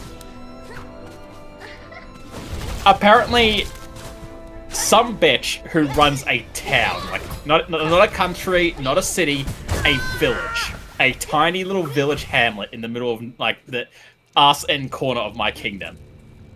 Apparently is a powerful vassal and it is demanding a seat on my council over my dukes and fucking, like, minor lords. Huh. Like, I don't know how she has been calculated to be one of my powerful vassals. You own a village. It's not even a very good village. It's a level 1 village. Also, another one that I will point out that pisses me off about her, and it's very much witch specific. She can counter my heal. If she enters her little fucking counter stance, she will absorb one of the fucking heal hits.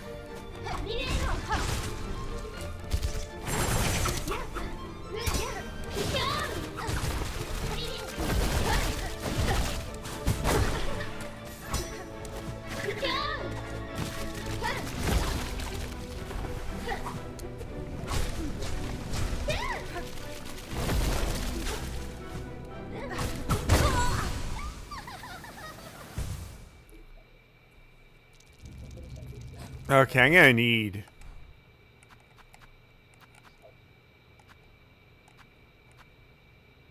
Huh. Hmm. That feels weird.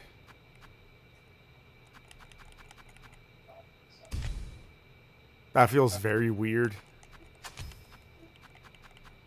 What what feels weird? I need something that I can use that doesn't require me to constantly be actually using her as my heal source. I looked at all my crests. I'm like, the hunter's market is then, I guess.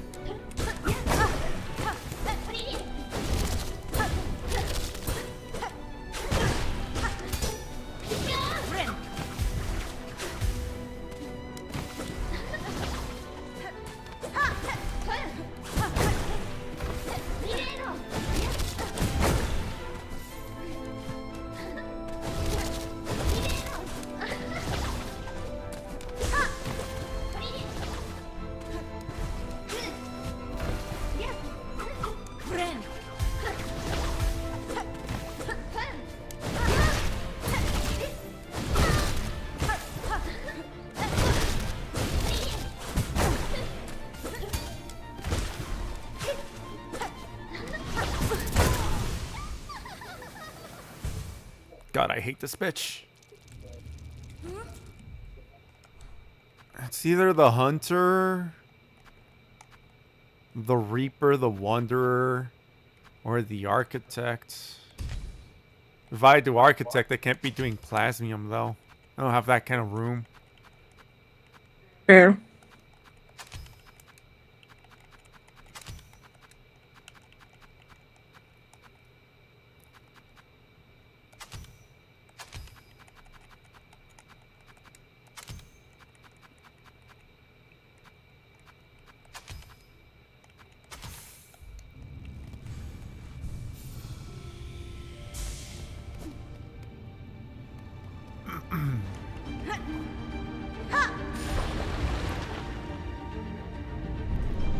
But yeah, it finally struck me. This bitch just has too many fucking... The game basically just actually cheats for her.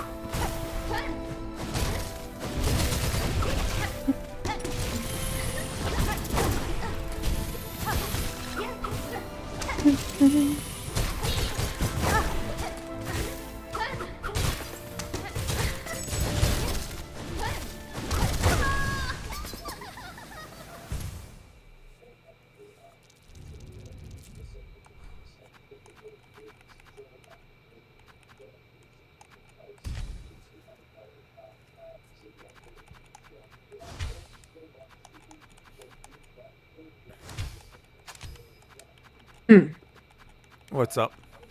No, just I'm struggling with art. It makes me tired, but I don't want to nap. Does that make sense? Yeah. There is ground beef left over, but no more mac and cheese.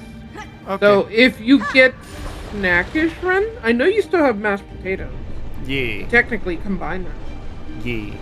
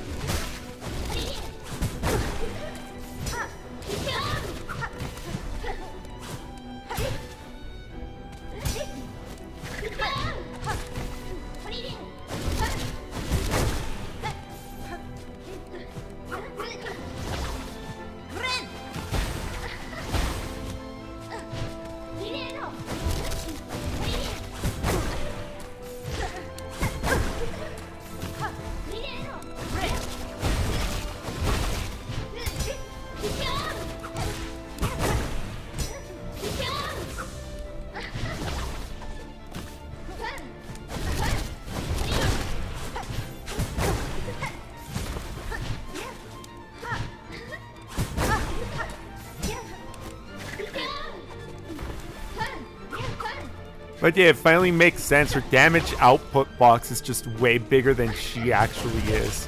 So 90% of the time, anytime you go to punish something, she just hits you before you get the chance.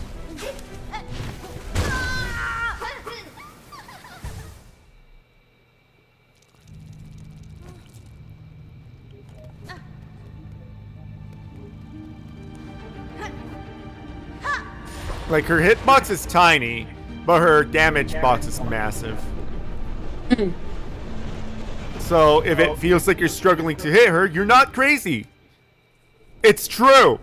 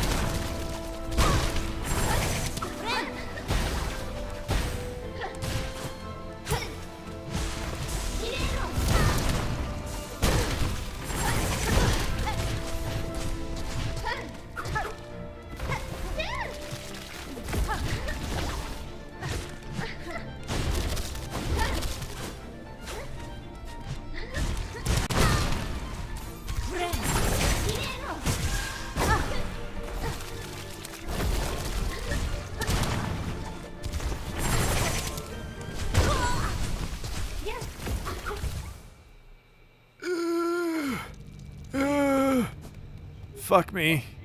Fuck this fight. Fuck this bitch.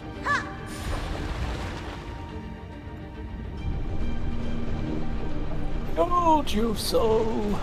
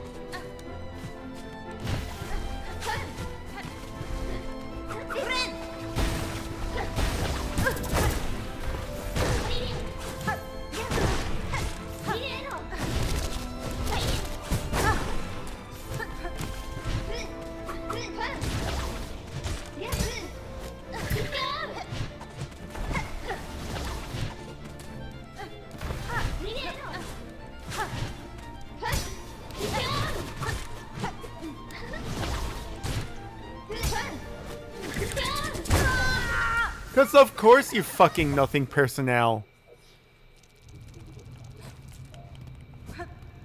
And yeah, you're right, a lot of her attacks just look like exactly the same one.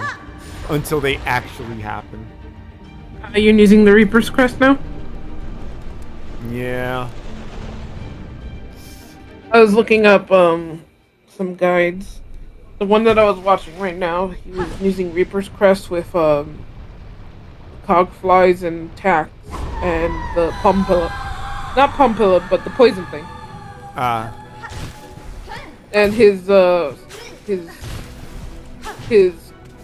silk technique was the daggers.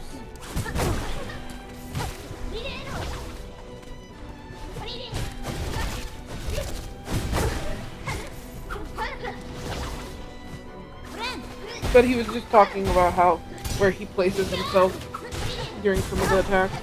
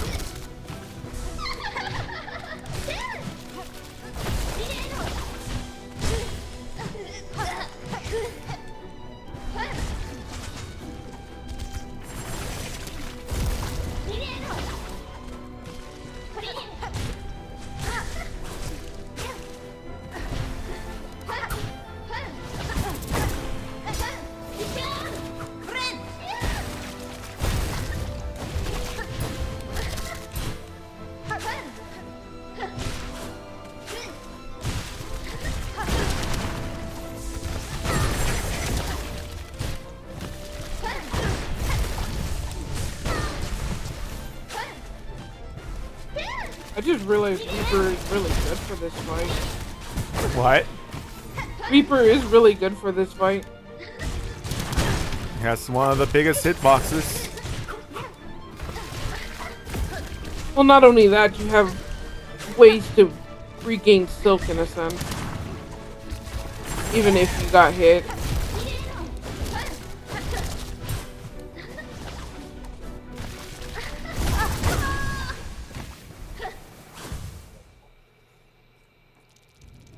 So I noticed that you took notice that healing up high is probably your best bet.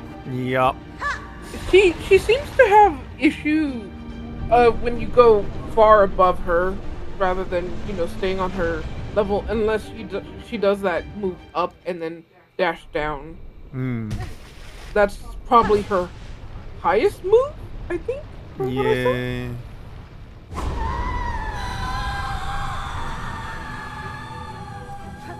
Lost Lace? Well, she should have stayed lost. I'd quote The Exorcist and say her mother sucks cocks in hell, but she's right here. Watching her daughter be a disappointment.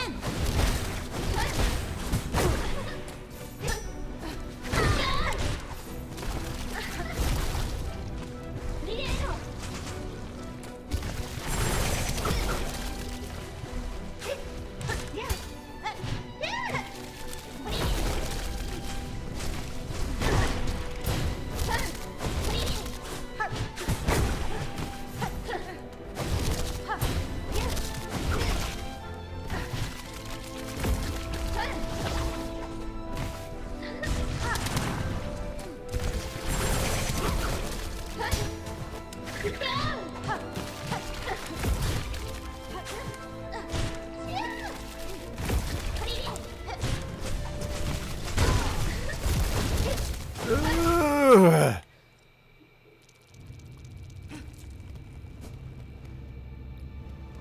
The worst part is that I know how this ends, and it ends with me rescuing her as opposed to just snapping her head off. Yeah.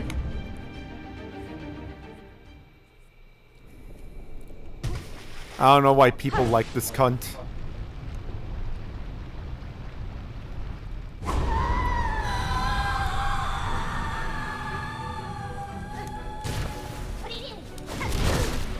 And they relate to her. The worst part is that you're probably right. Yeah, I'm pretty sure that is what it might be the case. But it is also making the joke of that means that people relate to her childness. Or maybe even the "fuck you, mom" attitude.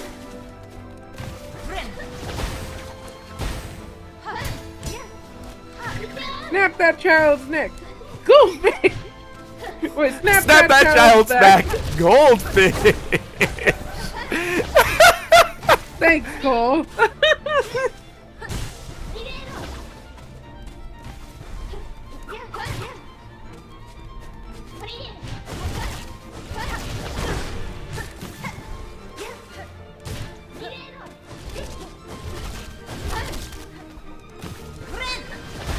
Hello. Hi, Cole. Hi, Cole. Hello. Yeah, that's a funny one. I can't take full credit for that one, though. That was from a streamer I liked watching. Fair enough. Fair enough.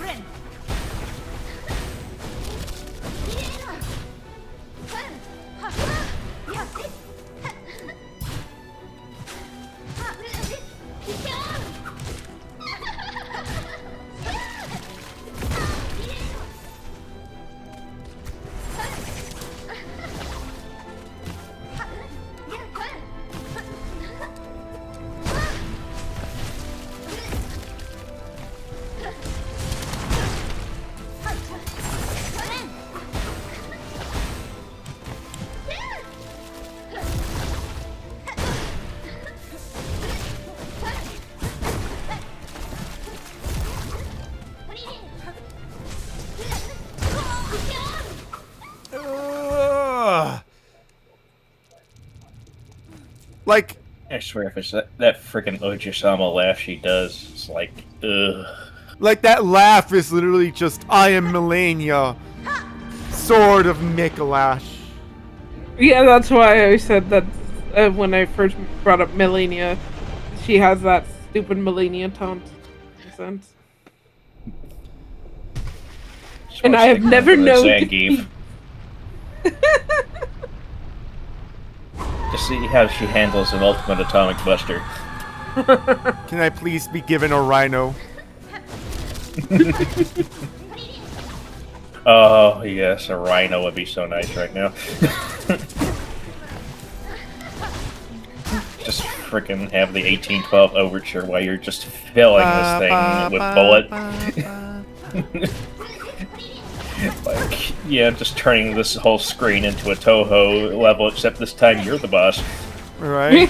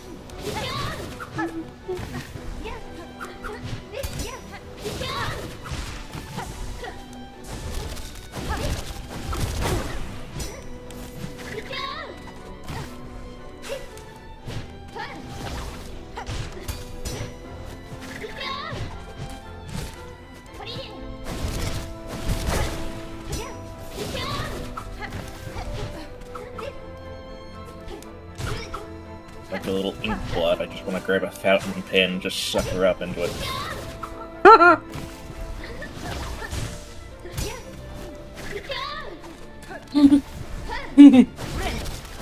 And use her to write an essay on why she's bad. Either that, or just have written, or just then squirt it into an ink jar and seal the lid, and the ink jar has "Gay Baby Jail" written on it.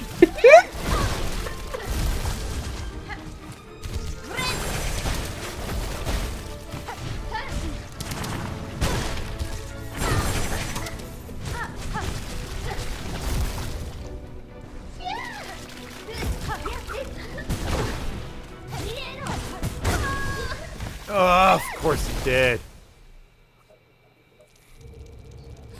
I'm So so pissed. Getting back to other things, I know Blue asked when it would be a good time to start up Pathfinder. Did everyone else give a response besides me in the... Nope. Nope. No, only you. Only you. My response is when the new art is ready. We can technically do stuff before Yeah, we it's head true. into. I'm ready whenever, honestly. It honestly, I think. Like honestly, as far as it comes down to it, at the end of the day, we're all kind of just waiting on whether Uni says yes or no. Right? That's I what think- I was asking. Yeah, that's probably the thing. So it's more like, when is Uni okay to start? But I don't think she's here at the moment, so. Yep. The most we've gotten out of her recently was when she was commenting on the new character I'm working on. She commented on it? Yeah. Well, basically just, Very you know, she grateful. was like, yeah, just came out nice. It was just like, thank you. Oh damn! I didn't even see that. Yeah. Actually, she just responds to my art, which, you know, being what she is, she inevitably is going to like pretty much what I put out. I point at her saying, I know what you are, and lesbian. Yep. It was just like, when I was making this gal, I was just like, you know what, I need to make another wolf, especially since the last two times where there have been raffles for characters that I have wanted have been the prompt I gave, which was Barbarian Wolf Lady, and I didn't win the raffle. It's just like that. It's like I need to give artists good prompts for raffle characters like the two that I follow that do that sort of thing. It's just like I never seem to win the raffle, so it's just like I swear if it happens again, I'm gonna have to just make that one meme of that the friggin' Red Skull from Avengers Endgame where he's like just like I lead others to a treasure I can never possess.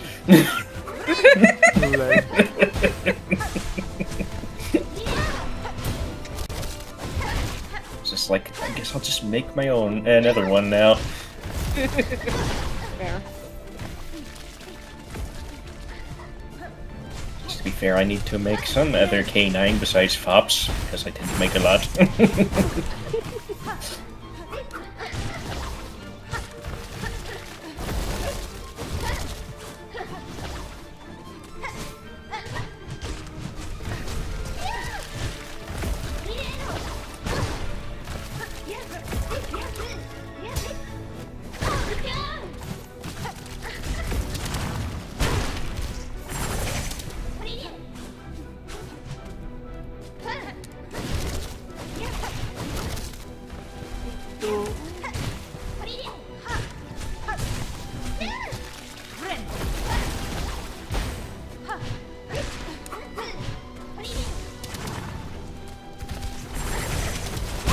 Oh, you bitch.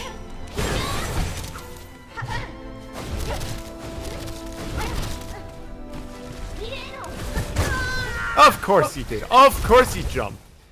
This fucking input reading bitch. Yeah.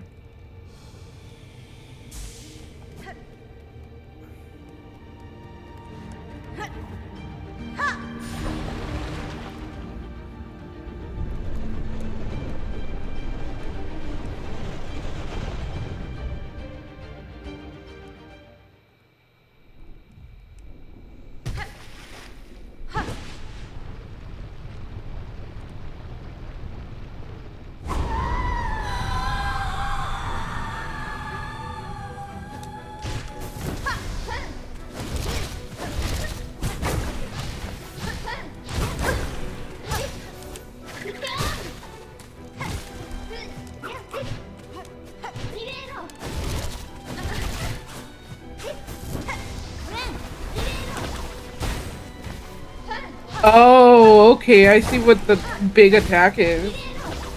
What? It's a wave.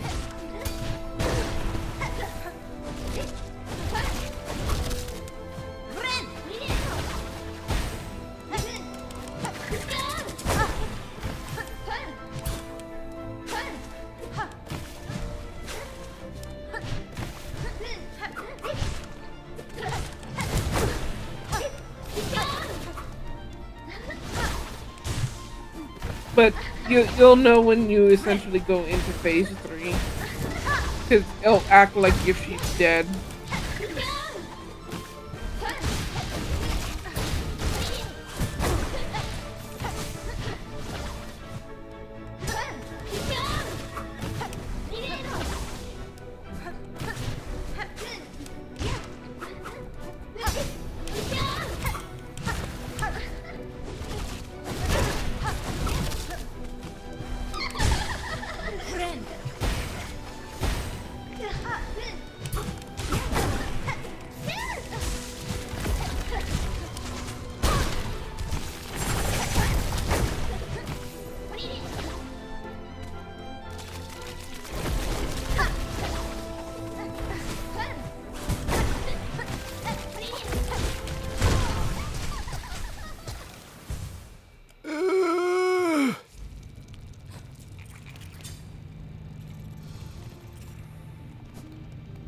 Must the pain continue? I think the worst part about her is that she never feels like she's worth the fucking combat. She doesn't feel like she's worth it. She does not feel like she's worth the fucking difficulty she has. Fair.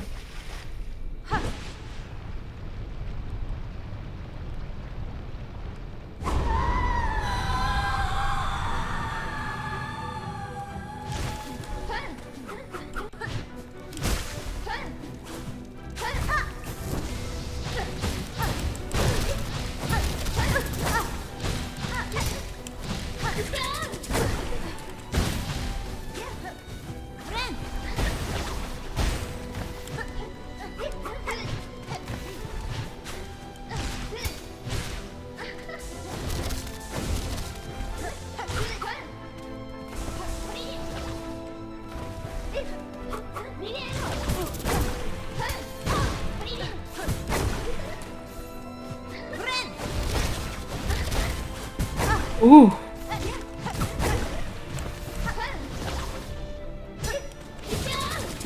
Of course he did.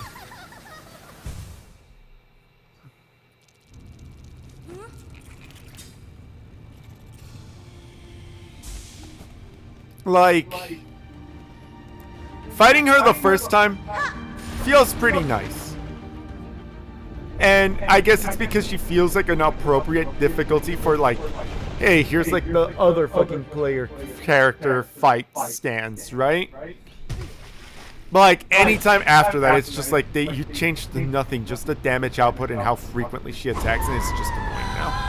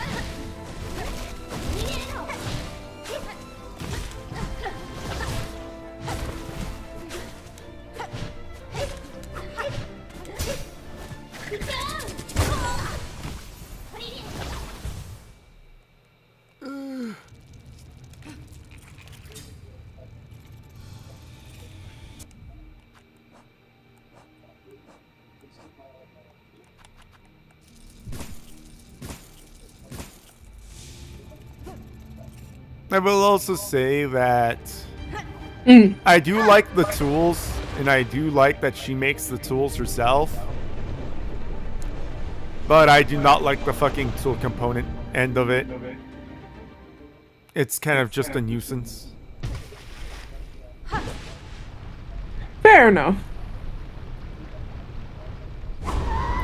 Alright, you fucking theater kid. Let's see how you fucking deal without a head.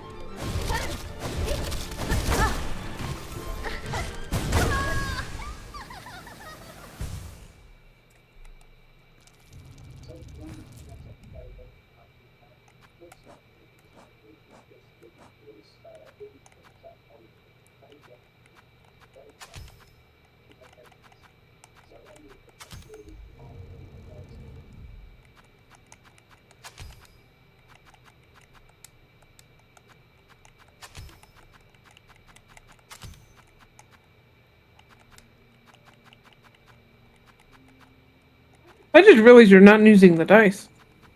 Oh shit.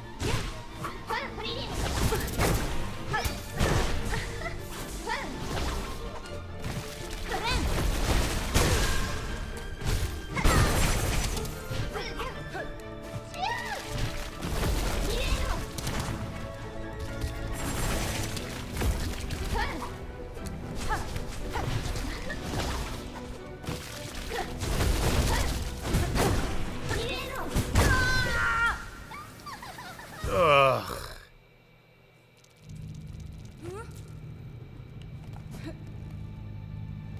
I was just gonna say, I don't know what you were thinking, Team Cherry, but when it came to Lace, you were cooking the wrong thing. All the wrong ingredients were placed into this fucking shit stew. I think this is a result of, like, them not communicating. That is true, they didn't communicate worth a shit when it came to this game. That's why we were all putting on clown makeup every 7 years. Every 7 years.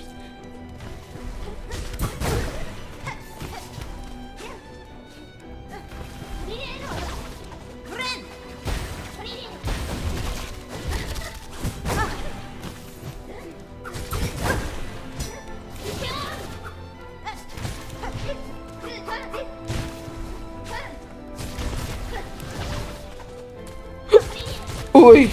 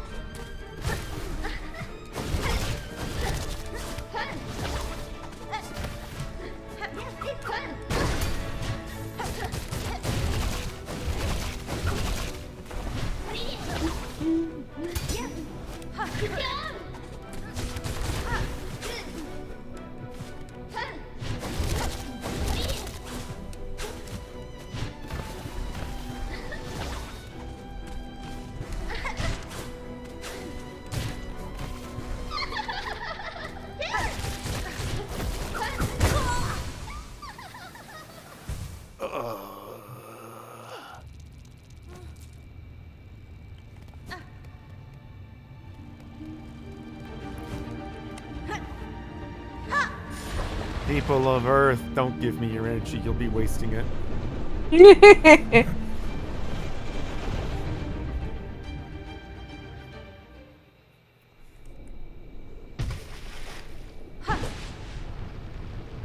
Joke's on you. Some of us never took off that wig and makeup. Fair enough, Kiki.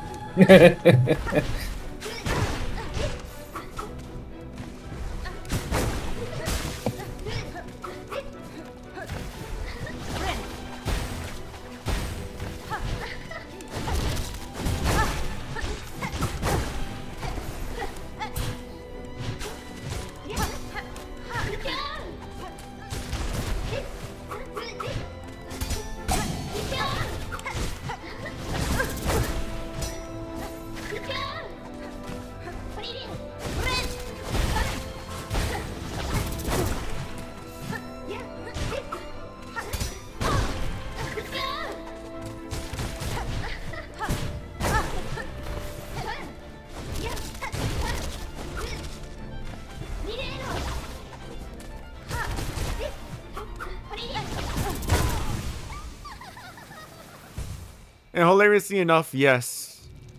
Despite the fact that she even uses those retarded attacks that I hate on the normal enemies. Such as the fucking, I will now shoot out a fucking volley of now stabbies. Mm-hmm. Her shade attacks are her most fair attacks. Somehow the attacks that can't be parried are her fairest attacks.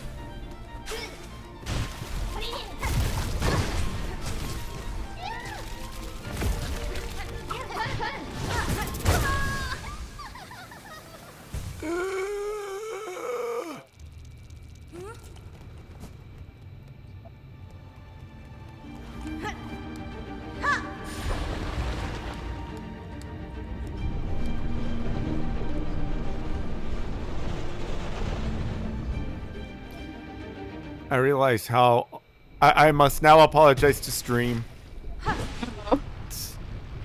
Well, A, I'm not having fun, and B, this fight in itself is not fun to watch. But this is the last stream until the DLC comes out. Yeah.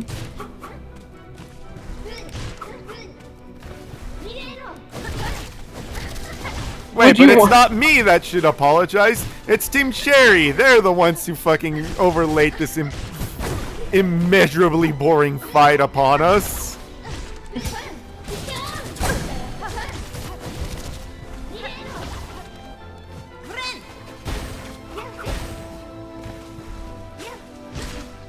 It wasn't me. It was Prismacolor. They're the ones who supplied me with this awful weapon. I don't know why that fucking thing came back to mind.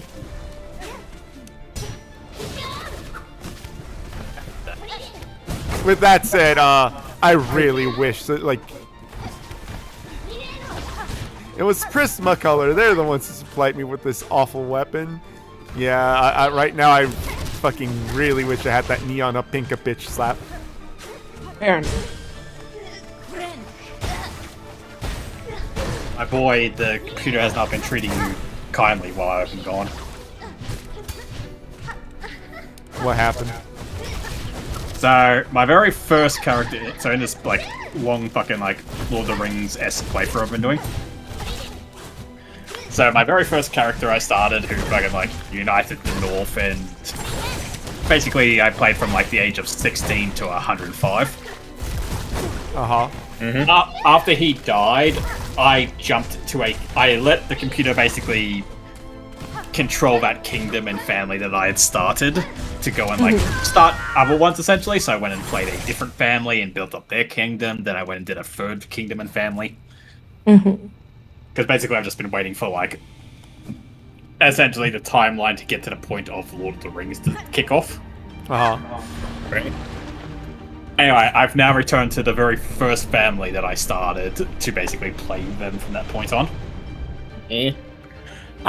They're currently, family-wise, the character who's in charge of that kingdom is the great-great-grandson of my original character. He is currently 77 years old. He's infirm, is suffering from consumption, which is tuberculosis.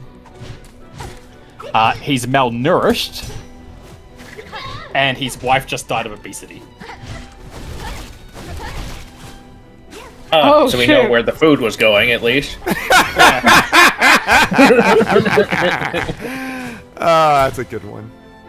So my character's dying of malnutrition and fucking tuberculosis. Meanwhile, his wife has apparently just died of being too fat. Wow, she's not just obese, she was morbidly obese. Oh. My man. You can't let her eat all your food. It's like it's good to like them curvy, but there's a point where, you know, that stops Holy being attractive. What, is there like a picture of her? Oh no, just I'm checking out to see what else is like going on in this kingdom, and so he's heir, so the person I'll play if he dies, which will probably be very likely soon because he's about to fucking die of tuberculosis. It's going to jump straight to his granddaughter because his kids are all dead. Let's see. One died in their sleep, one was murdered, and one died during war. So it's going to jump to his granddaughter. His granddaughter, though... I don't know what the computer was cooking with this character, but she is fucking amazing. Oh.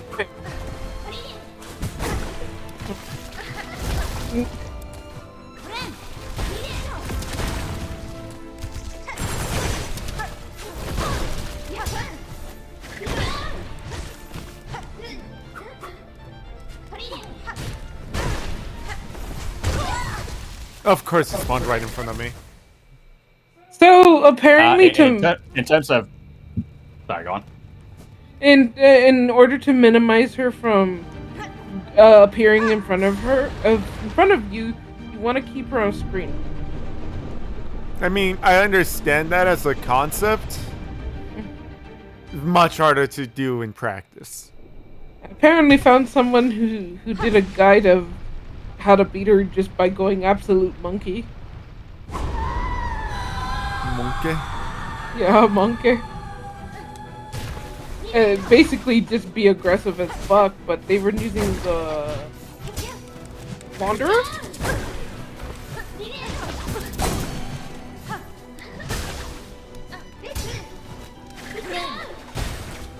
They called it the 2 brain cells strategy.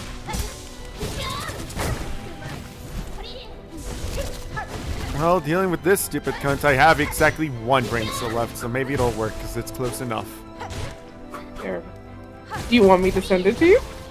It might help.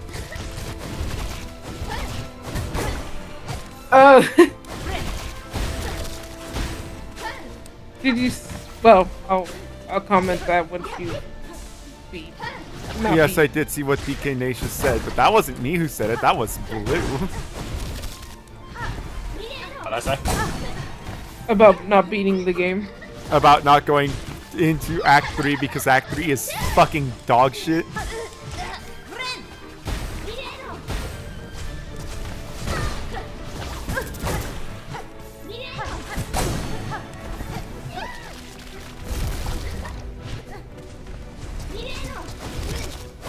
Here's the thing, I feel like everyone should at least like experience Act 3 and try, because my opinion is my opinion. You might fucking love Act 3. Yeah, that's fair too. There are things about Act 3 that I like, such as Era having puppies.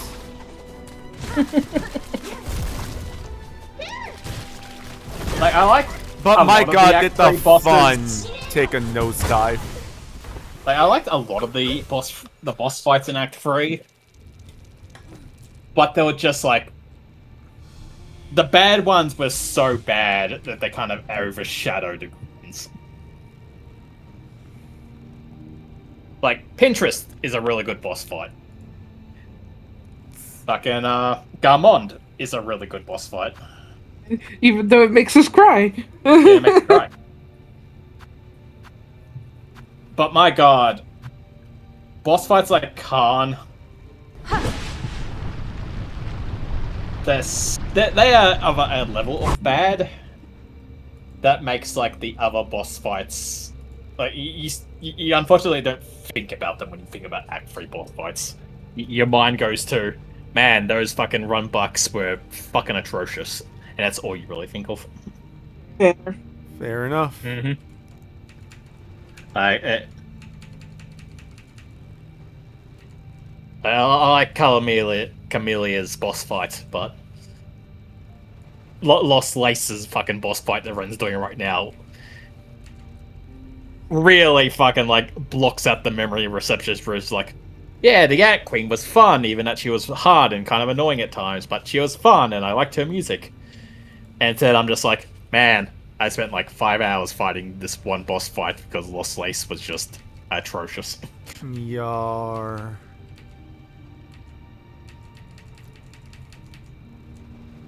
Alright, let's take a look at this strat. The Unga Bunga strat. Druid Eyes, Long Claw.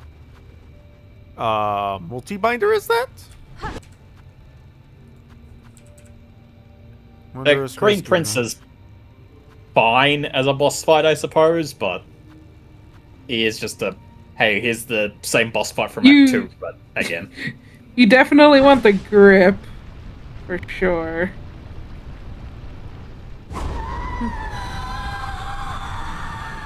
The fucking flower isn't really a boss fight, you just spam her with fucking tools in it and she dies.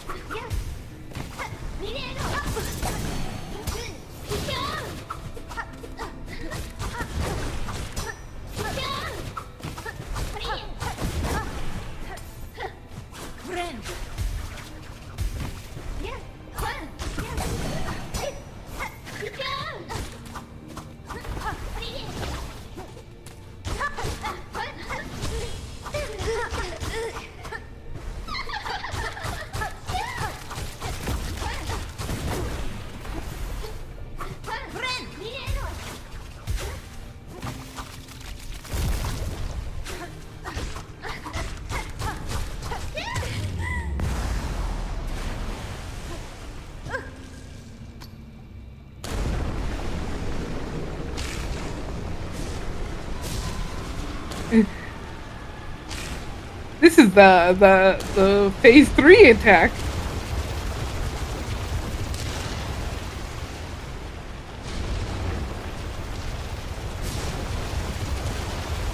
Amazing.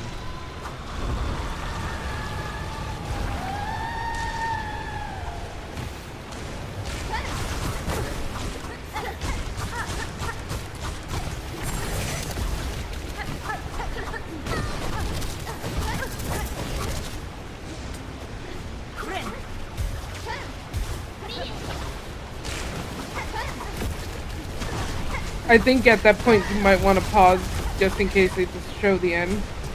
Fair enough. Hey, no, Nihilith is a test of skill. If you let her be one, your bust burnt out and angry after finding her, considering her entrance is the most well hidden. I mean... Look, the most memorable thing about her is fucking Seth.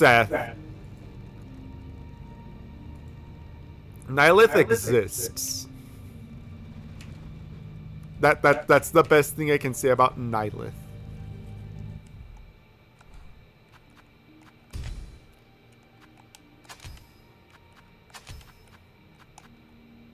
So it was Druid Eyes, Long Claw, and Multi-Binder. Dice. Magnetite Dice. He didn't have anything there, but like you could probably He had put the stuff. fucking compass. Yeah, but the compass is adding nothing. Yeah, it's true. BRB. Like, you never know. It might some fucking RNG manipulation thing. Imagine.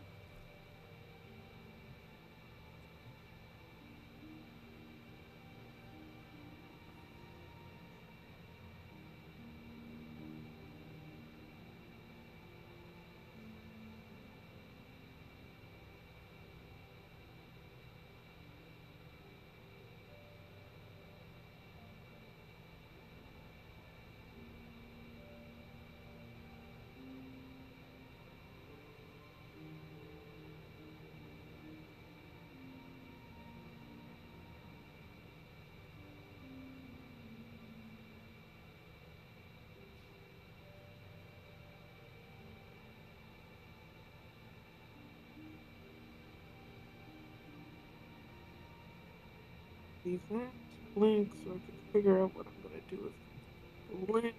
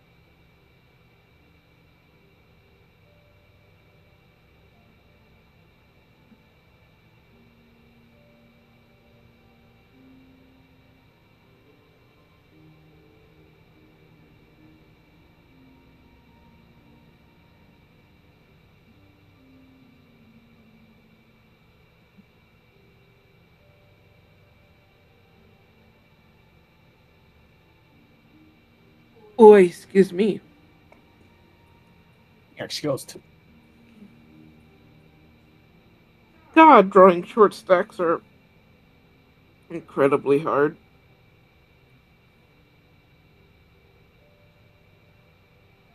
They do have damn funny proportions sometimes.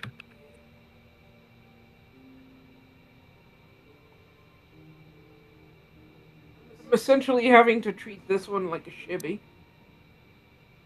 Oh, yeah. Which is... It's difficult in its own sense. Yeah, I can understand that.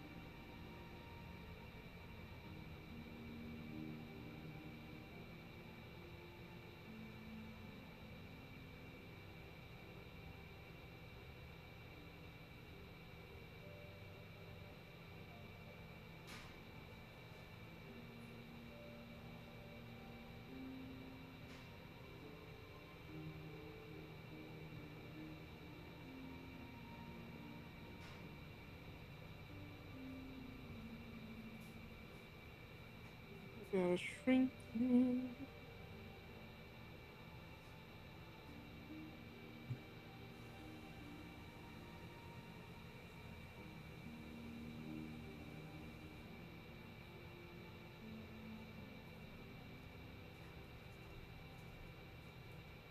You need huggies?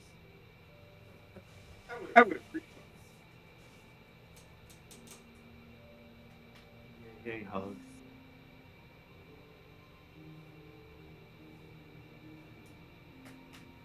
Thank you. You're welcome. Now, if I remember Rusty's video, Uh-huh. which I hope is still true, Barb Bracelet doesn't work on void enemies. What? So, I still get the damage output, but it doesn't double their damage output. Well, you can always try it. Yep. If I eat shit immediately, well, I was wrong.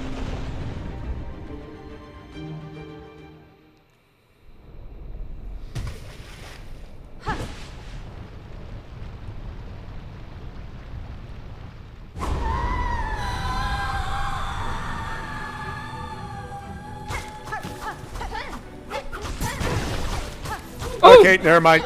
He was wrong. It's no longer true. Either that or she's a special case.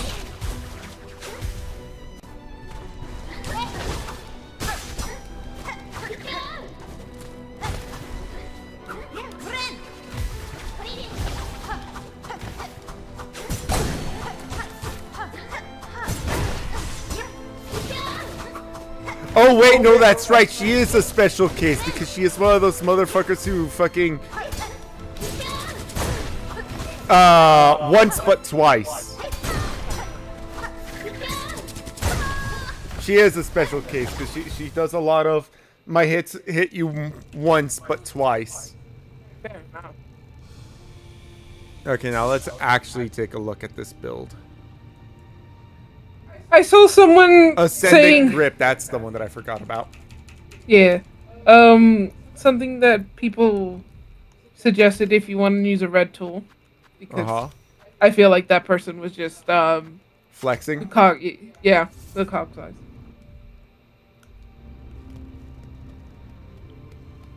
Oh wait, hang on.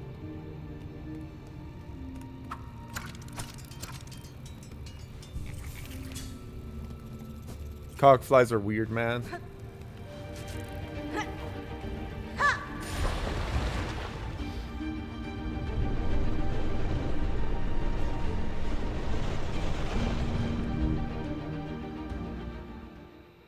You're better if it came with you. That's annoying. That is annoying.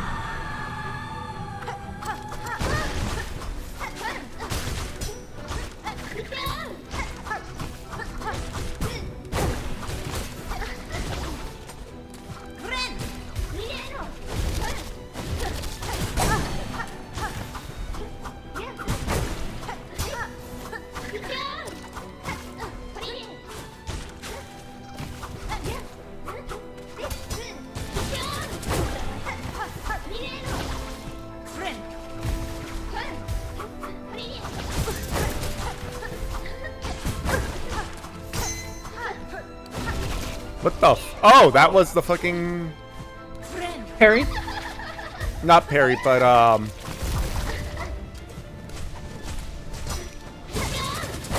it was a crit.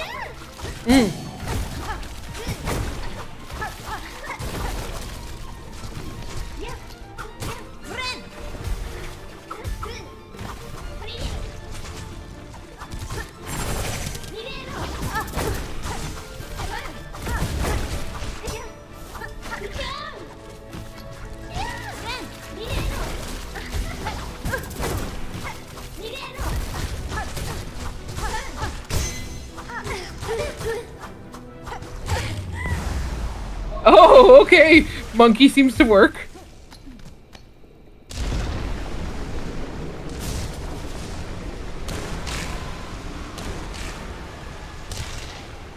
Monkey. Yep, monkey.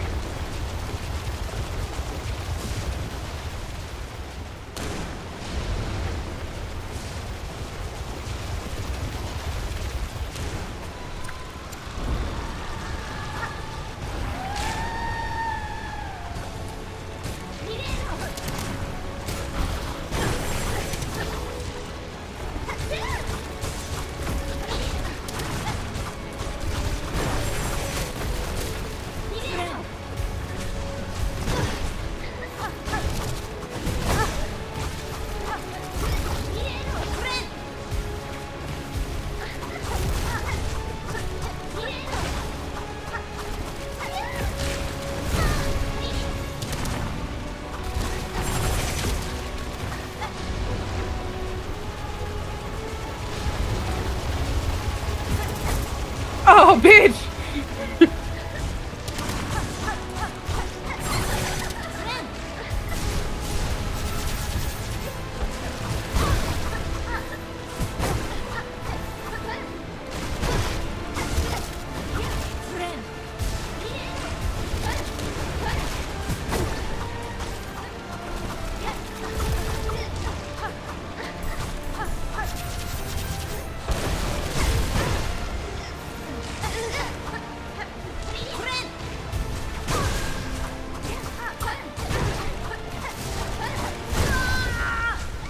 Bruh.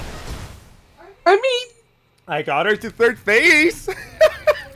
fourth technically. Ah, that's true.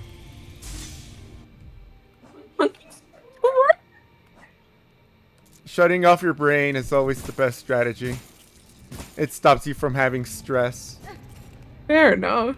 All I learned is don't waste my fucking time summoning cogflies up here. Yeah.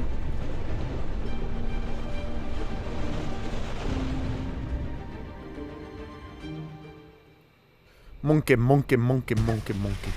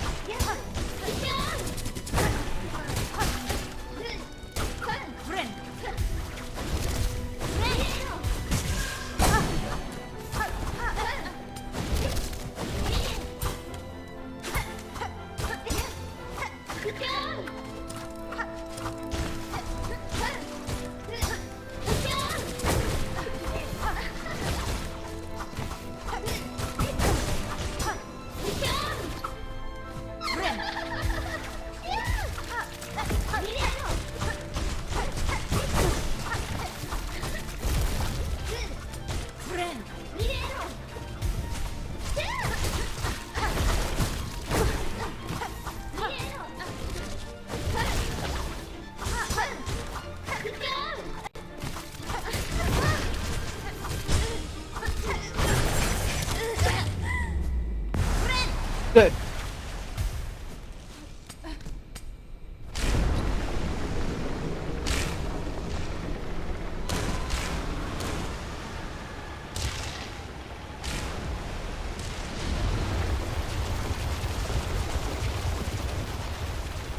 That still does not feel great.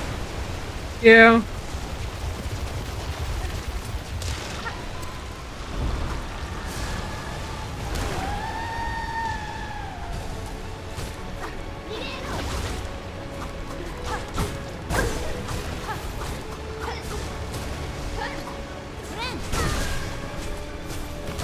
Ah, bitch.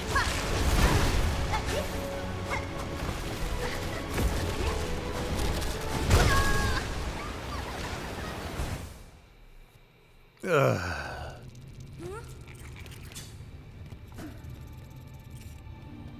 I have a new idea. It's the exact same thing, but different. It's different in that I'm saving the cogflies for later on. Yeah, just save it for like act or the fourth phases. Yeah.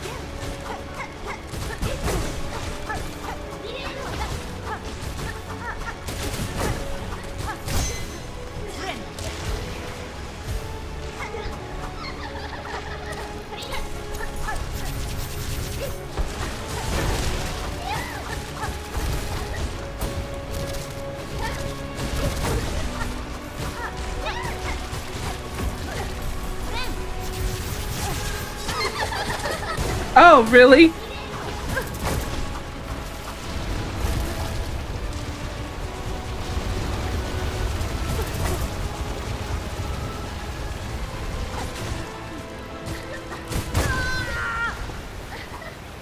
I think saving the cawflies was a good idea.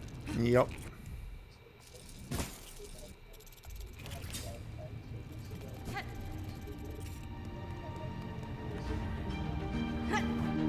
Is this the most you've used the Wanderer's Crest? Yes. Unironically, just turning off my brain and returning to Hollow Knight was apparently just the right decision against this stupid cunt.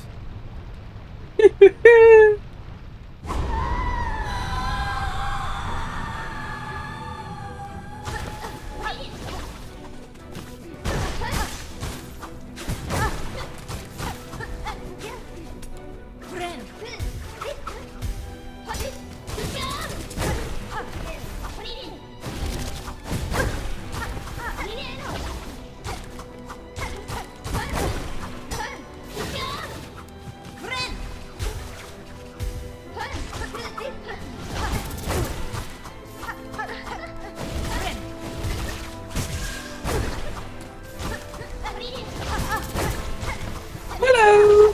Hello. No. You know. Chubby. Chubby. Damn. How you doing, Chabby YT? You're fighting Lost Lace. Yes, I am. Quite frankly, I think she should have stayed lost. At the bottom of a ditch. Just say Chab for short. You got a Chab. Chab. If you don't know how to pronounce. Fair enough.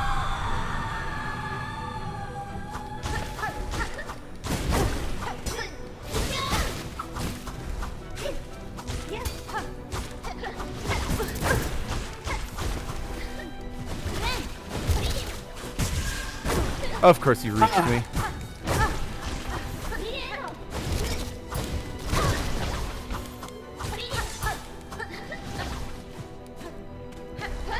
Well, time to head to work. Gonna keep you in the background. Fair enough. Alright, thank you.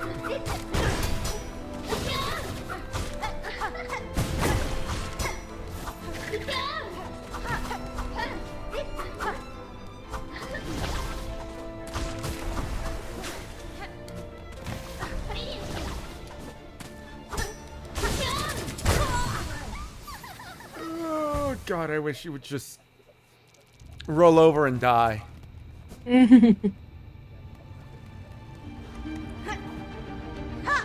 Like, fighting Lace once was fun. Fighting her twice was annoying. Now it's just boring. Which says a lot, considering that this is like the super mega ultra super special edition of her where she fucking decided to drink the Kool-Aid.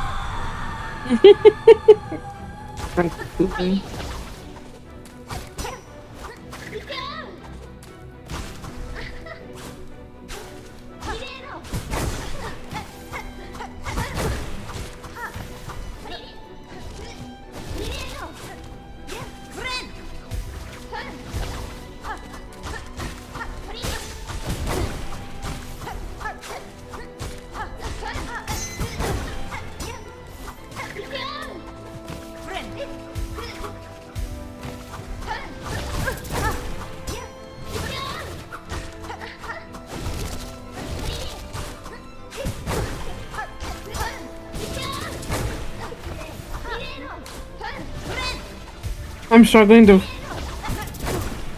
to help find that boss. What about it is it that it's giving you a hard time on how to find?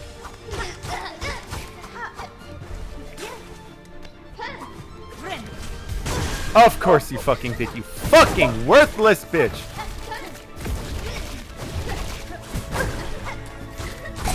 I know the location, but I don't know how to get there. Okay, so I actually have an answer for you.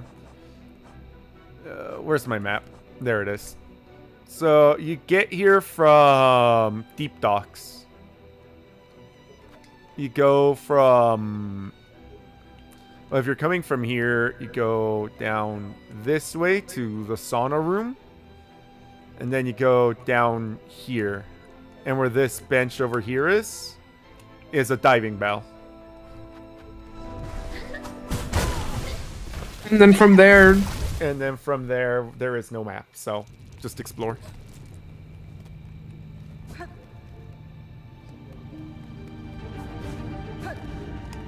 that is depending on if you've met the qualifications of It is also fighting. true.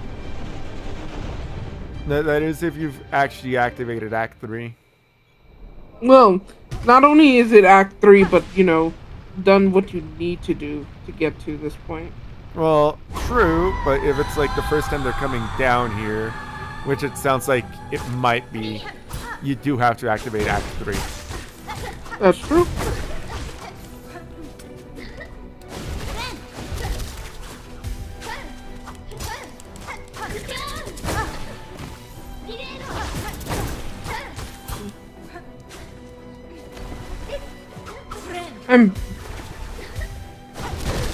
I'm guessing when you say you're there, you're on Act 3?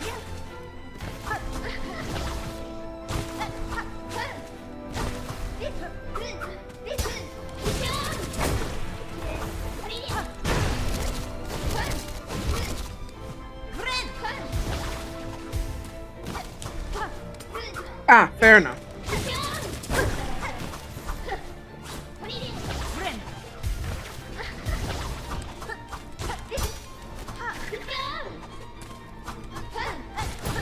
And yeah, assuming you've done all the story progression that you need to.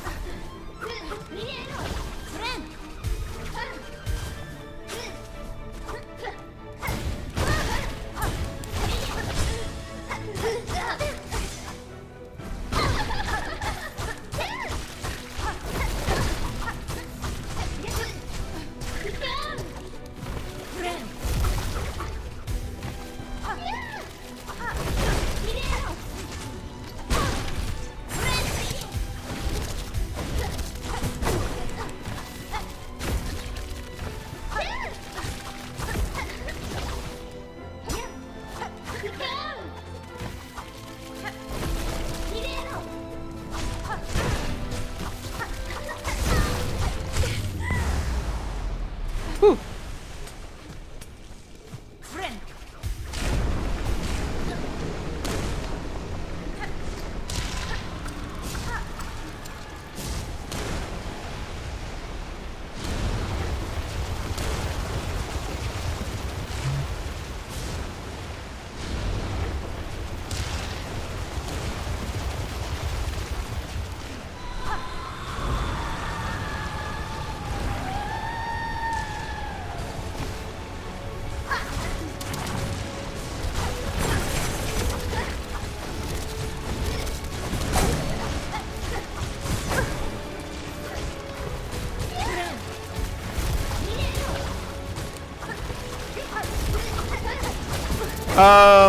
It's Lace. So, if you find Lace easy, you'll probably find Lost Lace easy, but I find Lace incredibly, difficult for some godforsaken reason. Kind of disagree, because I found regular Lace pretty simple, but this is still, like, fucking hard. Ah, damn. Right, she does that. I forgot about that.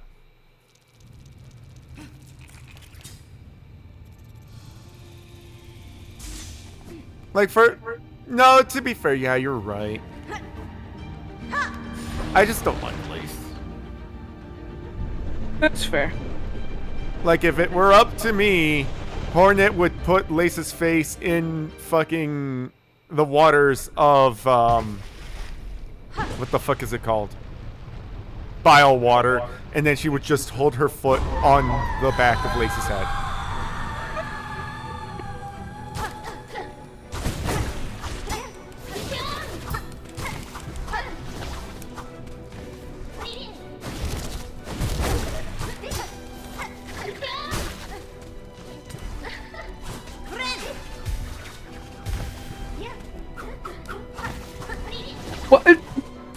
Why? Why would you want to eat her? You should. Oh, yeah, okay, fair enough. That makes sense. She is shaped like a croissant. Croissant!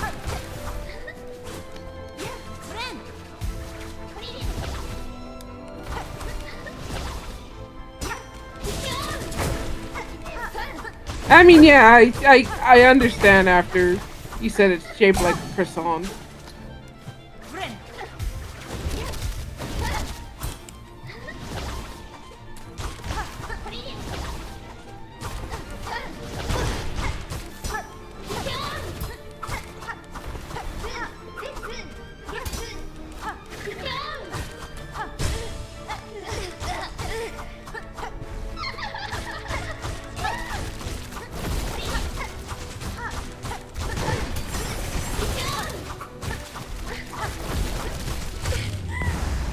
Nice.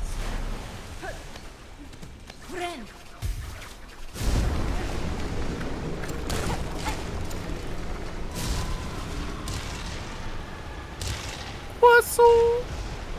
Woohoo! I don't know why that's a really funny meme to me.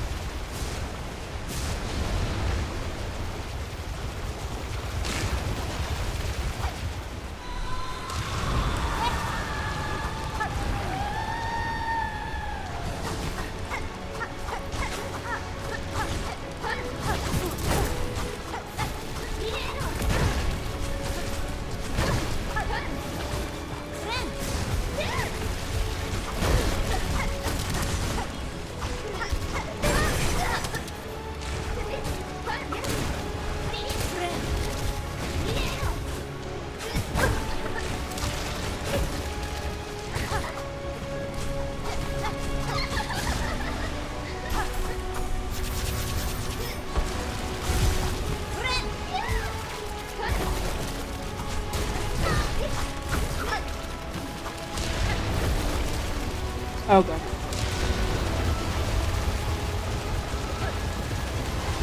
Woo! Nice one, Ren.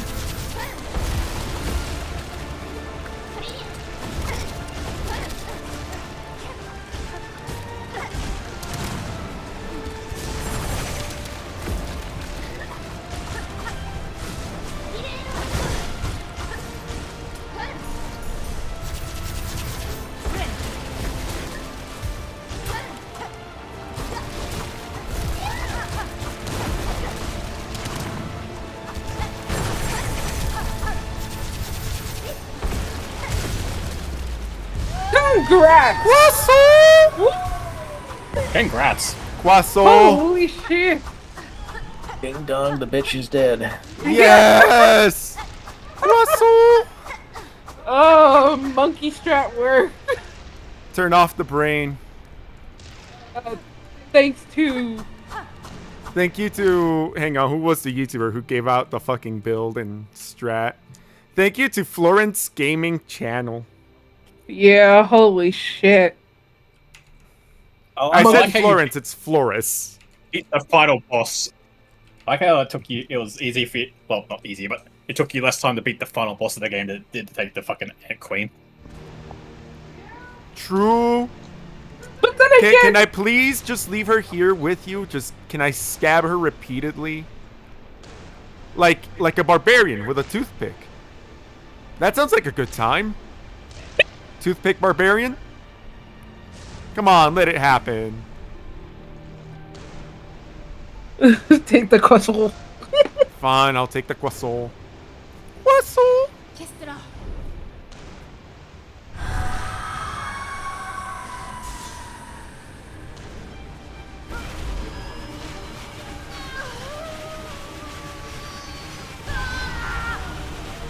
You can't leave the only other female who might actually last as long as you in terms of lifespan. Can I please, like, just infuse chakra with lifespan? An infinitely better option.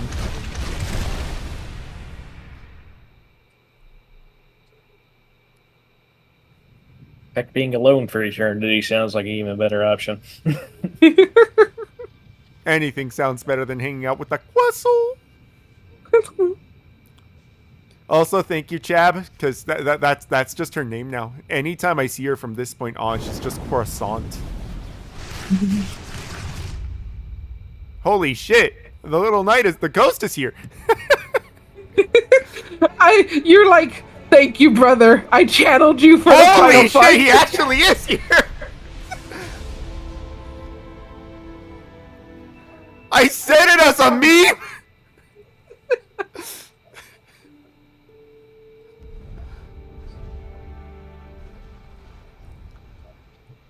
I said it as a meme. I didn't actually expect to see the ghost.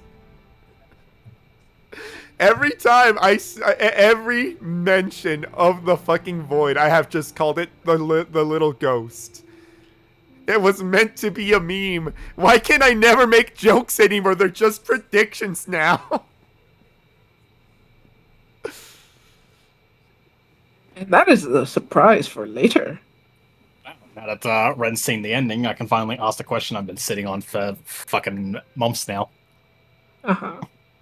So when it flashes and you see all the other siblings behind him, someone's missing from that group of setup, Yeah. which is Big Brother Hollow Knight. So, question I've been fucking stewing on for this whole time. Obviously, I feel like that might mean that one of the Godseeker endings is the canon one. Mm-hmm. Do you think he's just wandering around? Maybe. Seeing as in the ending, he kind of just stumbles out of his prison and he's free. Right. Oh, hey. You got the secret ending. It's the boy!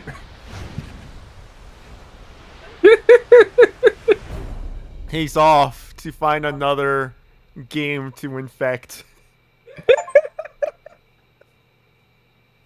Grant the herald's wish and finish the game. Croissant. I would like to thank Chab more than anything because fucking Lace's name is now Croissant. Croissant. And I can't say croissant without going into the croissant meme. Croissant. Also, when Lace was just laying there on the ground, fucking just defeated and destroyed, all I could think of is, that looks like a fucking neck pillow.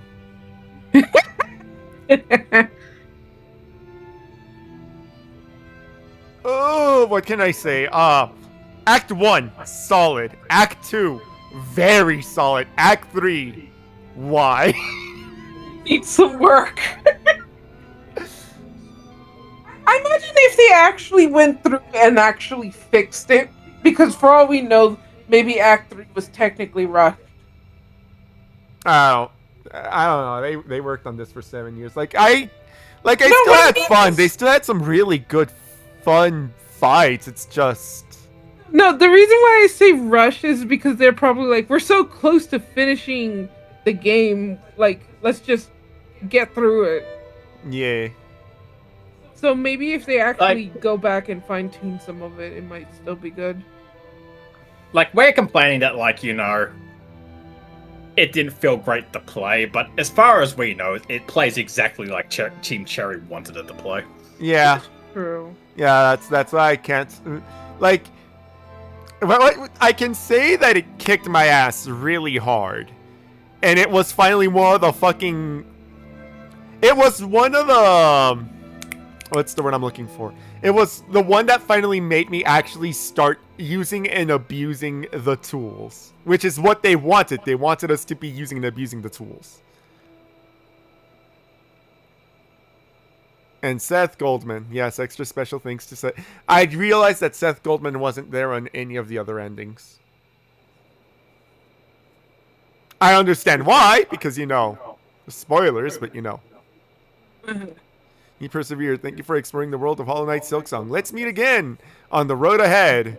And by the road, we mean the ocean. Oh, nearly. Achievement 100%. Congrats, man. And now I get to cry and trying to find out where the fuck they're gonna place the DLC.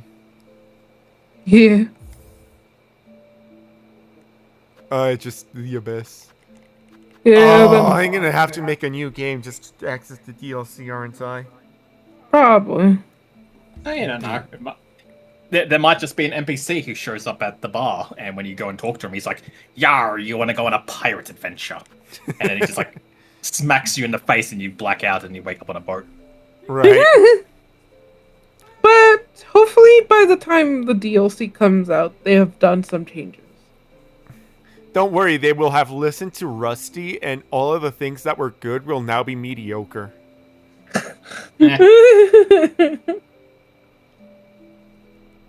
So, like, here's the thing, right? I enjoyed fighting Lace midway through Act 1. That was actually very fun. I did not enjoy fighting Lace at the end of Act 2.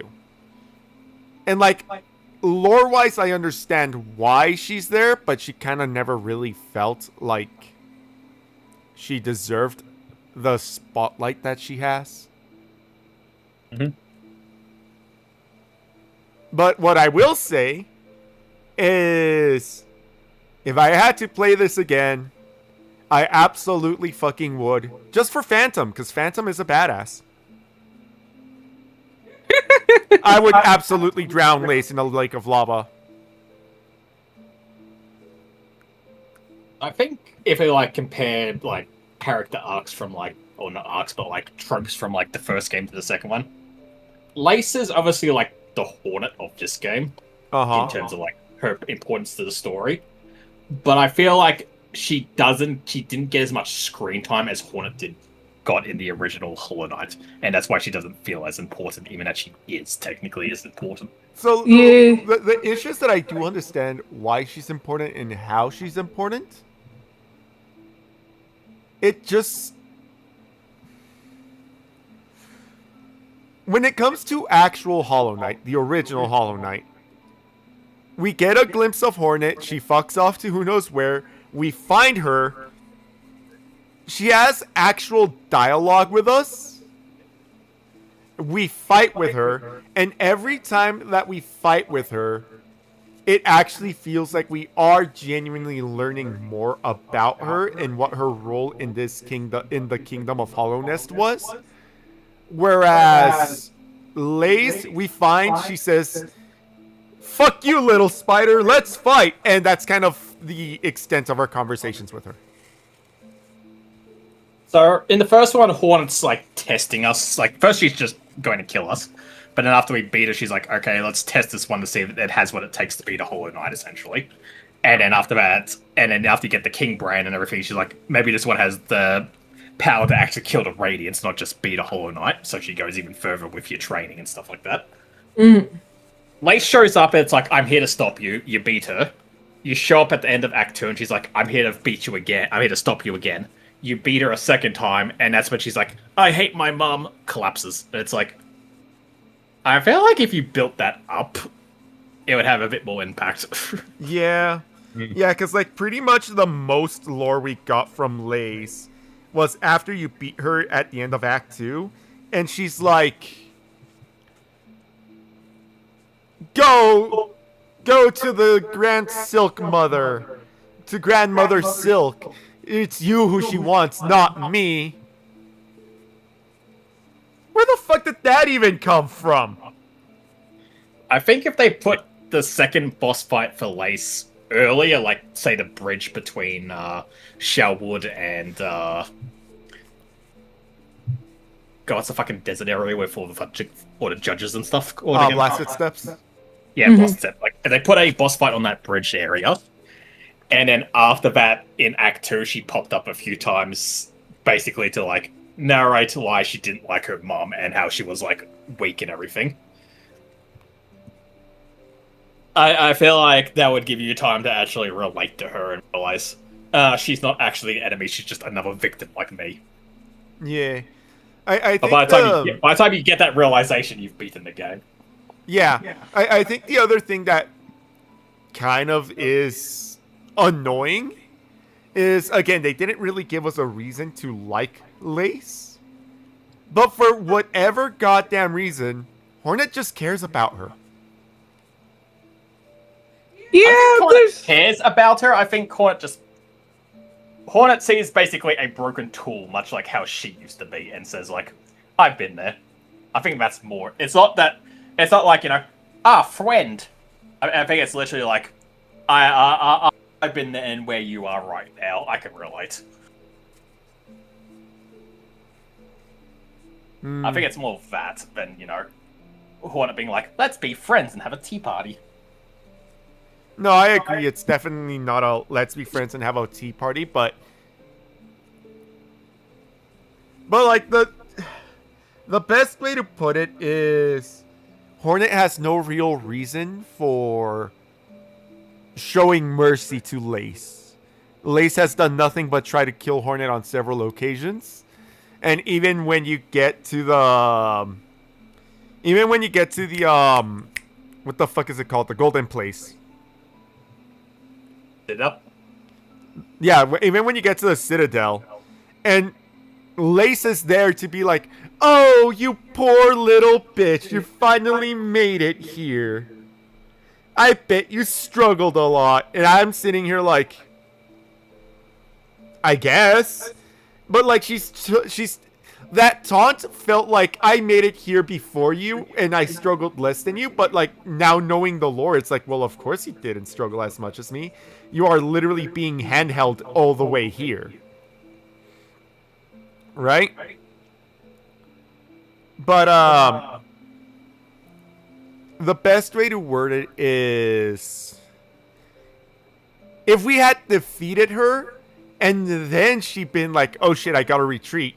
And then the pilgrims that were basically dead on the ground around her gotten up. I think that would have made more sense than just whatever the fuck this was.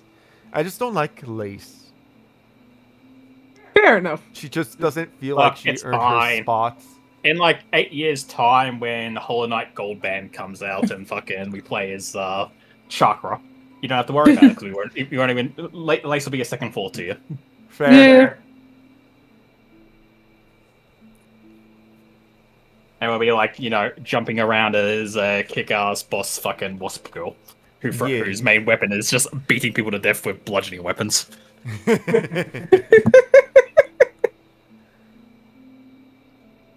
But thank you all so much for joining us. Thank you. It is very funny that Lace went down faster than Carmilla. I think what helped is you seeing the Unga Bunga. Yeah, just monkey brain it. Because otherwise you probably would have just... Yeah. I started using my Fleeber. I was getting ready to throw a bottle at her. Anywho, thank you so much for joining us. Next game will be probably Lies of P. Yeah. And I don't know how to end this. Okay, thanks. Bye-bye. Bye.